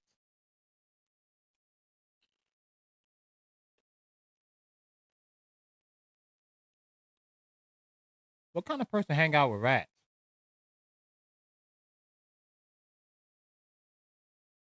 A dirty motherfucker. See what I'm saying? Baby, 21 Savage, Rick Ross. Rick Ross is going to be there, and he's saying that he's going to be performing a hit song first time ever with Big Meech on the stage. I think I'm Big Meech. Now, 50 Cent, he one of them guys, loyalty is everything to him. And apparently he's not feeling this whole, Big Meech linking with Rick Ross, especially since he ain't done some things for Big Meech. He got his story out there. He put it on a major network. As well as he sent, Lil Meech, to acting school to possibly get the role in the BMF series. Now, it wasn't a guarantee. This is what Big Meech had said on a few interviews. It wasn't a guarantee, but Five had made it happen for him. That's what he called 50 Cent. Now, what he ended up doing is getting a role, being able to provide for his family, having his own right of making money and just not, living off, family proceeds, which is nothing wrong with that, because if you got a pops, a father, a grandfather, a mother, a sister, a daughter, or somebody who puts on the family, that it is what it is, you know what I'm saying? But in this case, again, 50 Cent is very upset. So 50 Cent goes to social media. Yesterday, he posted that it was a docu-series coming out about Tammy. Now, first thing I was thinking is like, yo, 50 Cent was doing business with Tammy. You know what I'm saying? So if he's saying Big Meech is wrong for doing business with her, he was doing business with her. Now, it gets a little tricky because it's a guy by the name of Cuffy out of St. Louis. Now, this guy Cuffy, he pretty much, and I'm going to play a little bit of that footage too while I'm at it, but this guy Cuffy, he pretty much is saying that Big Meech connected him to Tammy. Tammy was supposed to help him move some birds, some bricks, and shit went sideways where, in fact, it was a setup. It was a play that she had put together. Since she wasn't currently incarcerated, she was going to use that time by setting up. See if we can find a better video on this, because I'm tired of looking at this rat. I'm kind of interested now. He had the story though, 50 Cent.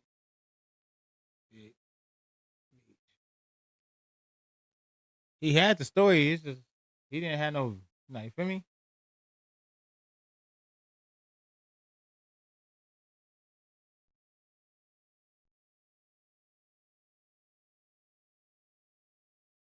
This is Jordan Tao with JT News. Make sure you smash that like button, smash that subscribe button. Sound Let's like get a right into the professional news. right All right, here. so we're talking about Big Meech, Rick Ross, everything that's going on. 50 Cent has made his decision, obviously, to bring this BMF to a final chapter, whatever that means. Final chapter usually means the end, but in 50 Cent's world, we've seen him take Power Book, to Power and turn it into Power Book, and then the spin-off of this and that. We don't know what's happening, but I think it is a warning. Basically, Big Meech crossed the line, and so does Southwest T. I don't care what anybody says. Some people are still telling me, you don't know what you're talking about, right? And yeah, the Tammy Cowan story is complicated. And I put out a video earlier, and people got it misconstrued what I was doing. I was reintroducing an old story, then introduced the Gatling brothers, connected to a bunch of stuff. I probably should have put more context with it. I was in a rush today. I apologize for that. So Tammy Cowans, this woman used to be an informant allegedly twice. One time before the incident that involves Meech. Second time, an incident where she got involved with an agent, got Meech to get Cuffy on the phone and link something up with him, and it fell apart because she was smashing the agent, but supposedly Big Meech was compliant with it. Now, this woman is the woman that has all the rights to Big Meech's story, and she had power of attorney while he was in jail. She had to work with 50 Cent to make BMF. She's also executive producer on the series. Huh. And if all this got exposed, it would discredit a lot of Meech's legacy. Right. And Southwest T's guilty of his own stuff. You know, this was probably the dumbest move Meech could have made coming out. Being thirsty, linking with artists. He's always been kind of thirsty, linking with artists even before he went to jail. If you see in all the DVDs and everything, he's, you know, spending tons of... He's a lick. Listen, man, let's call it what it is, okay? You guys want to call it what it is?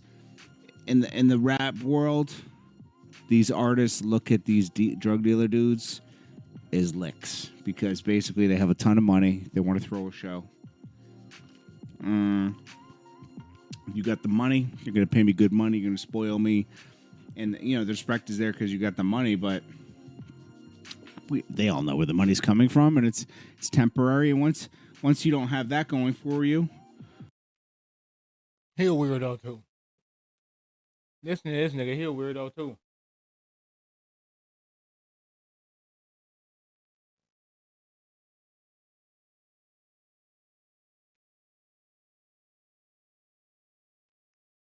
See what Wack got to say.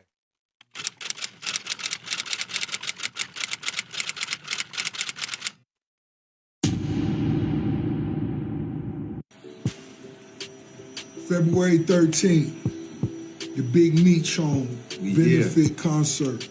It's going to be iconic. Too many names to list, but let me salute some of the legends. Lil Baby, Boss Man D-Lo, 21 Savage, Sexy Red, Ricky Rose. Now, this the first time it's ever been done. Me performing BMF with the icon himself. This shit gonna be special. Epic. Get your tickets right now. I'm back.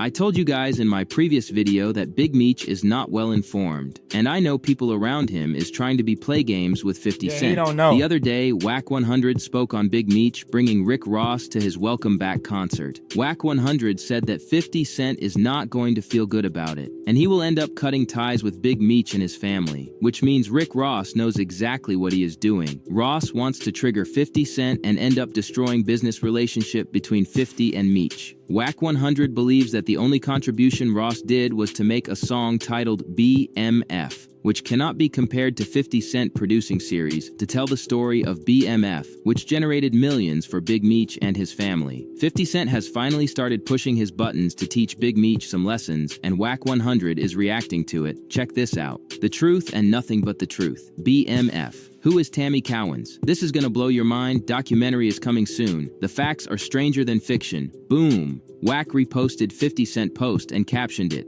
Welp, I told y'all this was coming. Never bite the hand that feeds ya. Meech will now realize that Rick Ross used him as a pawn. He is not his friend.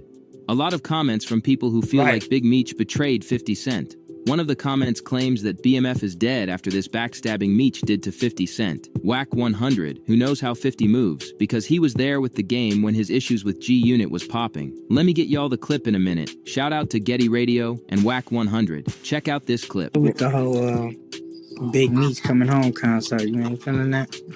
I mean, that's his shit. I just think he a little weird. Shit, you know, I get it because the type of nigga he is. But shit, I just did 19. I'm 58, nigga. I'm trying to get the fuck out the way. Y'all holler at me on the movie set, but I get it. You know what I'm saying? Because that's what he always wanted. You know, that's what Blue Da Vinci was supposed to bring to him. You know what I'm saying? So I get it. Just hopefully, you know, he get in and get out. Do that series and then turn around and package it all up and go motion picture. And then do some other things with his money, but he still got the bug to be a, you know, dude's a fairly simple dude. He ain't no gangster. He's a hustler, but he always had the bug for the music. That's what he wanted that to be. Everybody know that. So I think that's just, now that everybody's catering to him. I'm surprised they even gonna let him go down. Well, no, it's gonna be in Florida, but that's where he live at. Ross said he's supposed to be a car show judge at his car show at his house. Yeah, but Ross knows some bitch ass shit, and I hope it don't fuck him up. Ross know what he's doing. He's a bitch boy. Man, he know. Listen, bro. Ross know how 50 is, right? 50 real territorial. You show any signs of that nigga some weird shit, he'll get away from him. That's just him. And Ross know doing that is antagonizing 50. But yeah, I totally agree, bro. I feel like Rick Ross know what he's doing. And the fact that you're using Big Meech as a pawn in your little beef against 50 and jeopardizing what real business he got going, unless you about to keep that series going and do some other kind of business or set him up with a play outside of this party just for clicks and views and a couple pictures, couple Instagram stories. You think that's something? I don't. This nigga pretty much put your son in position to do acting forever. Pretty much put your son in position to do other shit outside of BMF. Nigga, you owe that nigga a different type of loyalty, nigga. We were talking about this. We were talking about this the other day. I don't think he's gonna get that because he's not thinking about it. He's not 50 not gonna get at Meech the same way he got at T. No, ain't no get at. He'll pull back. Yeah, I don't think he's gonna do that. Yeah, bullshit, boy. Man, look, that nigga 50. Bro, does anybody like bullshit? What? Man, that nigga 50 like that, bro. I know he like that, but I'm saying he is like Ross that. is like some rap shit. It's not really no street shit. No, what are you talking about, bro? That's one of his enemies. That's his enemy, bro. And what's crazy is Ross know what he doing. Meech ain't really paying attention to it. He just like, all right, can you Rick Ross? All right, you had a song, nigga, with my name in it. But he know that it could possibly jeopardize. If you really fuck with Meech, you'll let that dude get all the way in position and before you get to doing that shit. He know what he doing, bro. You know what I'm saying? He kind of fucking off Meech's position right now. Yeah, he know what he doing, bro. Because regardless of what, trust me, 50 is already planning his, okay, I got to get away from this. Let me do this. I don't want to fuck this off. But watch. Remember I told you this. Yeah, I don't think Meech could take side. I mean, he can because 50 done a lot for them. But, I mean, he was respected by everybody. Ross don't do what 50 do for that man, bro. I understand that part. You got to take a side, homie. I'm sorry, bro. Rick Ross only made a song. That nigga made a movie. Yeah, he making this nigga's over the series and all the other shit, bro. Like some shit politics say you got to take a side. Here we go. Politics. Get your politics. If you remember the time 50 Cent has some choice words for Southwest T, the BMF, Black Mafia family, co-founder who crossed the enemy's lines over Father's Day weekend last year, as he linked up with Kenneth McGriff Jr., who is the son of Kenneth McGriff Sr., aka Supreme. The former drove 9 hours to see Southwest T and gift him some apparel. For context, the latter had allegedly tried to organize the murder of 50 Cent back in the early 2000s when he got hit 9 times. The G-Unit mastermind caught wind of this link-up due to a commenter on Instagram sharing similar disdain for Southwest T's Switch Up. So, as 50 Cent normally does, he hopped on his keyboard and sent a pretty hilarious but threatening message to T. Hey, I know T feel like he is not making the money Lil Meech is making, but I thought they would all be happy for him. It's not like I didn't help your family make millions. Cool when stars start suggesting the wrong moves, I'm simply going to sit and watch. Don't worry, you will be off the air in no time. So if Southwest T did it first to 50, and now Meech is doing the same shit, what will you do if the family you helped to make millions turns against you and decides to start rocking with your ops? Leave your thoughts in the comment section. Additionally, always keep it locked in with Word on the Street channel for all of the latest news. You put this family in position. Come on, bro. You made them a household name again, bro. You put them in position. 50 put Big Meech in position, bro. The disrespect, like, bro. Of course, that show is over. It's a done data. And now you about to expose Big Meech? Now, that's crazy. Like, Big Meech don't even realize what Rick Ross is really doing, though. And that's what they saying, because I feel the same way. I feel like Rick Ross is just using Big Meech as a pawn just to get at 50.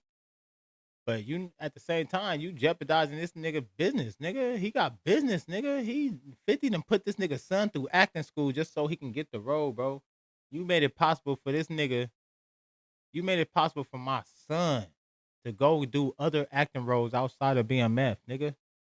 But now we know Lil Meech is a pretty good actor, nigga. We wouldn't even known Lil Meech was a good actor, nigga, if it wasn't for 50 Cent, bro. He put your son in position, nigga. We didn't give a fuck about Lil Meech, nigga, before 50 Cent, nigga. On God, we didn't give a fuck about Lil Meech before 50 Cent, bro. So for you to like, damn, double, like, it does look like a double cross, but I really genuinely feel that Big Meech is unaware of like the history between Rick Ross and 50 Cent. Big Meech over there probably thinking 50 gonna pull up. Like, yeah, I'm gonna do the party. I'm gonna invite 50. But now 50 talking to him like, nigga, you can't fuck with him. And then Big Meech probably a stand up nigga like, nigga, you no nigga tell me who I can fuck with and can't fuck with. You ain't my daddy, nigga. And then 50 got, you know, 50 ain't no bitch ass nigga. 50 like, all right, watch this. So 50 busting the moves now. You know how it go. 50 busting the moves like, oh yeah. But it's still tricky though, 50, because if you knew that Big Meech had ratted, even if, I don't know. I think he gonna say the bitch ratted for Big Meech. Because as long as if Big Meech didn't rat, Big Meech didn't rat. Now, if you say the bitch ratted for Big Meech, that's something different. I gotta go look that up, because I don't know. Somebody gotta let me know. What's the real about this story? News surrounding Whack 100, Big Meech, and 50 Cent. Finally, stay with us for everything else going on in the world. Whack called it, though. Whack called it.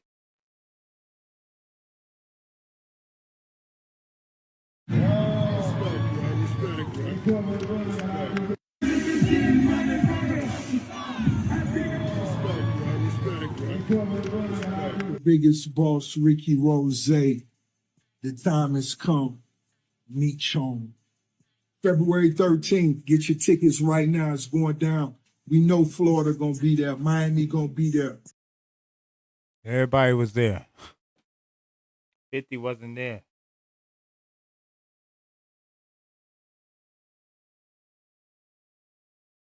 Let's see though. That shit gonna get tricky though. That shit gonna get tricky. Big Meech say it ain't so. Oh, nigga. No. No. Big Meech say it ain't so. Let's see what Blue Da Vinci say. Blue Da Vinci used to be Big Meech's artist. I want to see what Blue Da Vinci say. I'm about to get off of here in a minute. Maybe another hour. Okay, but at some point, you and Big Meech stopped talking. Yeah, so we stopped talking. Me and Meech last time talking was 2017, right? So in 2017, we on the phone like normal, regular conversation one night. And then my homeboy that was with me, he was like, Tone Bird, he from BMF too. Tone was like, ask Big Homie what's up with the movie with 50, like what's going on with him from New York. I had to use my New York accent. Yo, what's going on with the 50 Cent movie? So I'm like, oh, yo, Meech, what's up with the movie, with the TV show? Like, where y'all at with that?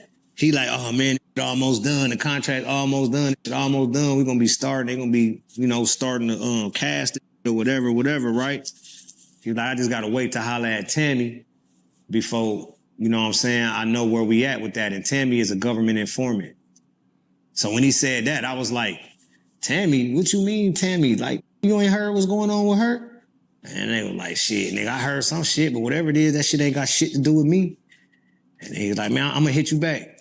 I'm like, all right, that's the last time I ever talked to him. Next time I ain't even talked to him. Next time my cousin talked to him and said that he was trying to get on the phone with me while I'm getting into it with Lil Meech. Lil Meech came into one of the stores that I was working with, one of the exotic rental stores, to rent a car one time and was talking shit. Start talking crazy shit about me, nigga. And my son was in there working at the time too. I'm gonna have my son whoop his ass trying to let the kids lock up. You know what I'm saying? I was mad as a... But, you know, all this shit just ended up stemming from a whole nother situation that was surrounding Meech that was going on and shit. He say that his son was about to whoop on Lil Meech, or Lil Meech was about to they about to lock up. So he working at a luxury car dealership. That nigga probably a car salesman. Talking about a car dealership I was working with. Nigga, you probably sell used cars now, nigga. Don't try to fool us. This nigga sell used cars, y'all. Like the stream, nigga. So you want to pull up some paperwork? You want me to show you how to pull up some paperwork? So you're talking about Tammy Cowens, right? Yeah, Tammy Cowan. Okay, now she's a co-producer of the BMF Stars TV show. Okay, and you're saying that she's an informant? Definitely, 100%. Damn. Okay. She's been an informant since 2009. Okay, so I'm on the page right now. Yeah, it's 32 pages or something. I'm on the first page, and now it says, United States of America. The link to the paperwork was in the description. I clicked on it. Donnie Gatlin, Dion Gatlin. Shout out Cuff. Shout out Cuff. That's my Cuff. Dion Gatlin. Yeah, he's one of the shit. We got the paperwork. Okay. St. Louis Project. What's happening? Oh, so we got the paperwork. Oh, so now we got the work.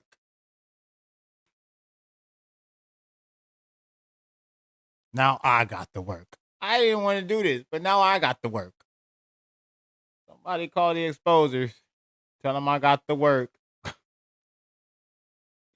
this is the paperwork that Wack was reading off of. Timothy, Dion, Timothy, Lorenzo. These are the verses. The plaintiffs versus defendants. Yada, yada, yada. Yada, yada, yada. Y'all be reading all this shit?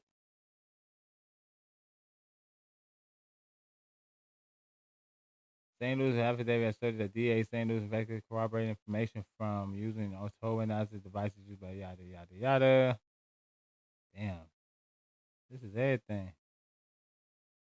This is real paperwork. This is real paperwork.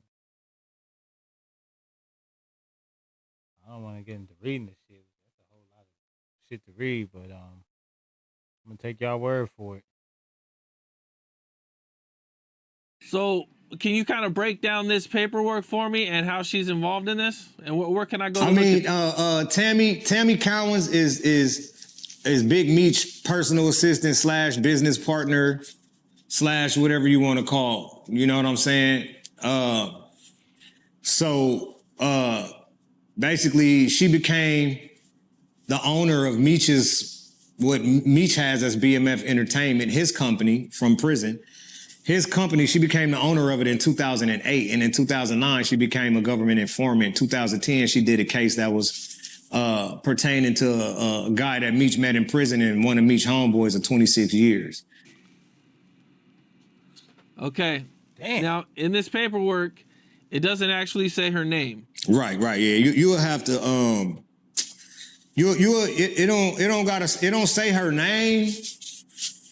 It say her name on paper on the cover sheet, her actual name. But this is a case, so they're not gonna be saying the witnesses' names in the case. They're gonna call them CS1 or CSOI or something like that, confidential source or whatever. It's confidential, bro. It's not public. That, you know what I'm saying?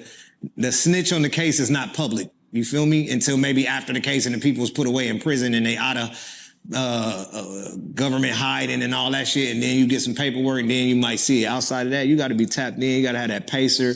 Got to be able to pull cover sheets and shit like that. But when people read the affidavit, it explains to you exactly who she is. And then when people follow or know, or once you get to understand this situation, then you'll get to see exactly who Tammy Collins is. Okay, I'm gonna read a little part of it real quick, man. It says CS1's relationship with Flannery, Suarez, and Gatling. When CSI became a DA informant, CSI was and had been a longtime associate of Demetrius Flannery. Now, here's where it says CSI 1 held Flannery's power of attorney and life rights with creative control. So, yeah, that means she's the person that got his life right. So she's the person that 50 Cent got the movie from, the TV show from. That's the only way to get it. You can't get it from Meech because he in prison, so he can't DBA. He can't do business from prison. He's in jail. So he has to sign his rights to do his life story or do whatever he gonna do in his name over to somebody else. And Tammy Collins is the person that was appointed to do all of that business. And she's the one that got the deal with 50. That case that you pulled up with that red docket number, it's a cover sheet that goes to that page that tells you what's inside of that packet. And it tells you all of the people, it tells you the defendants, it gives everybody, it gives the whole, it's a cover sheet.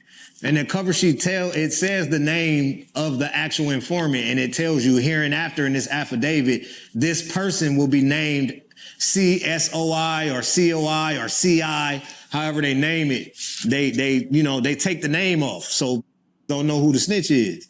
The reason, this is how they found out who the girl was, bro, who was telling. Cuff's baby mother, okay? Cuff's daughter contacted me how I figure out all this, okay? She the one that first contacted me. Her mom, this lady is like 20-some years old, 30 maybe. Her mom put a private investigator on the people or whatever and found that the infidelity, the man recorded the people staying overnight with each other at hotels and all kind of shit from state to state, okay? So they put them on the stand in court and they admitted the shit. It's all in that paperwork. They admitted that they had the sexual relationship and everything. So it was up the whole case. Now it's infidelity in the case. They can't take the bitch's statements and shit no more because she didn't f the agent. You feel me? So they threw it out. That's why Meech never got out. But now people are like, well, then why did the other dude still get time then? If Meech didn't get out and it got thrown out, why did the dude get 25 years? Because they did a superseding indictment and he got in trouble for something that they heard during the wiretap that didn't have nothing to do with that drug deal. Damn. So the other people didn't get in trouble for this. This is something that he did on his own time. And they locked up him and some other people for that, for a murder of a government witness that they heard it happen on his phone. So they just did a superseding indictment since they heard it and they was finna all get off. He felt like they wanted him anyway more than the Mexican mafia do. They were trying to pin him anyway. They wanted Cuff. That's how he feel. You feel me? So as soon as they had him, they like, oh yeah, we finna nail Cuff ass. And they got out on him. Right when that shit went bad for Meech and them and the shit was all going out of court. And if people realize, man, in 2018, it started going viral that Big Meech was finna come home from jail. All right. It was like March or May 24th or something like that, 2018. It was going viral right before Barack Obama came out of office. I remember that. Some people were saying that Barack was finna give him a pardon. Some people were saying that, he was getting out for other reasons, COVID and all of this shit.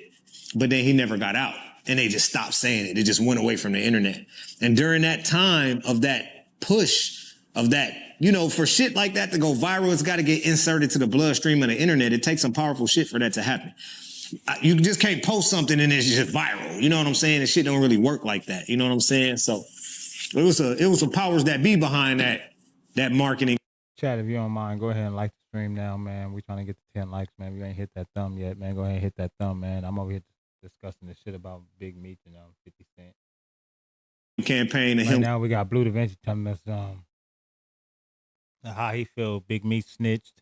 And the paperwork was linked in the chat, and that's the only reason we got the work. I read some of it. It says CSI 1 is the one that has the life rights to Big Meech's story, which is the lady Tammy Cohen, which is the person that 50 posted about. It's a lot. It's a lot to gather. Coming home, but he ended up not coming home. And then once you look at the paperwork and see how shit read, they don't get no leniency for the shit because the people didn't get convicted of the charge for the drugs and the money that was found during that investigation. So that's why he's still sitting there. And that's why people will argue all day like, oh, he ain't do shit, man. Why he still in jail then? If he worked with the people, he would have got out. And all this shit is you got to understand and read. That's why you got paperwork. You can't guess and assume. I didn't know none of this shit at one point in time until the young lady called me talking about Uncle Meech is a rat. And I'm like, what? Hold on, watch your motherfucking mouth. Like, what you talking about? You got to have some paperwork before you say shit like that. Shit, she got me that paperwork. And then when I read it, I still was looking like, man, this shit look like this lady said, Meech, let me wait, see if they charge him with something. A year go by, another year go by. The case was already years old. I got onto it in 2015. It wasn't until 2017 when I asked him, what's up with that? He said, Tammy name. And I said, damn, you ain't heard what's going on with her? And he told me whatever it is ain't got shit to do with me. Got off the phone with me. That's the last time I ever talked to him again. So obviously he knew I knew. I told him I had the paperwork and shit. And I just wanted to make sure he knew what was going on because I wasn't even sure if he even knew. You know what I'm saying? Like that, like what was it? He had to, but I was still questioning because that's my man. Like I'm trying to ride with my man. You feel me? So I'm like, nah, man, hell nah. This shit, nah. She trying to smash him, bro. She trying to him up. Like, why is he in there even doing this dumbass shit, all this good shit he got going on? I couldn't even understand it, and it makes sense. I'm like, he's smarter than this. He know he got a whole TV show getting ready to be produced, and he doing this. But when you get the paperwork, man, that shit stand back to 2010. Before they even thought about doing a TV show with motherfucking 50 Cent, they was already tied there with the people. It was already going. You know what I'm saying? 50 Cent came into it. Damn. That's creepy, right? 50 didn't even know what he was stepping into. Like, these niggas already told. 50 trying to glorify the gang and shit. 50 probably found out on the back end later. So 50 probably really start paying attention on the later end while he's investigating the whole Gerb, trying to get the rest of the story. So maybe it ain't 50's fault. And now he finding out about the nigga. He like, nigga, and you a rat? Well, shit. I don't know, Big Meech. I heard this story a couple of times in the last few years that you was telling on somebody, but you know, you always figure like, oh, it's Big Meech, niggas hating on him. Like, feel me? You know how it is. You usually be like, oh yeah, niggas just hating on Big Meech. They don't want him to be a legend. That's how we usually take shit like that when niggas be trying to do like, damn, niggas just hating on him. They don't want him to be a legend. But damn, Big Meech, if that bitch name is in the federal paperwork that got some other niggas some time, and you the one that, I don't know, it looks tricky. But Meech said it ain't got shit to do with him, and he just doing business. If that's what it is, then that's what it is. If he's just doing business with the bitch and he ain't had nothing to do with that, but I don't know, your name in the paperwork too, though. I don't know exactly how that works. I'm gonna leave that alone. I don't know what y'all think. That's creepy as fuck, though. Creepy as fuck.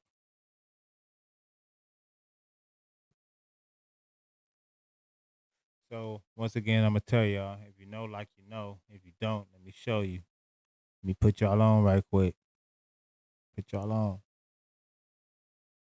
You know I do a late show. I'm about to do a late show in a couple hours, right? So in a couple hours, I'll do the late show. If you ain't already tapped in, go ahead and hit that notification bell over here at the late show. Don't be a hater.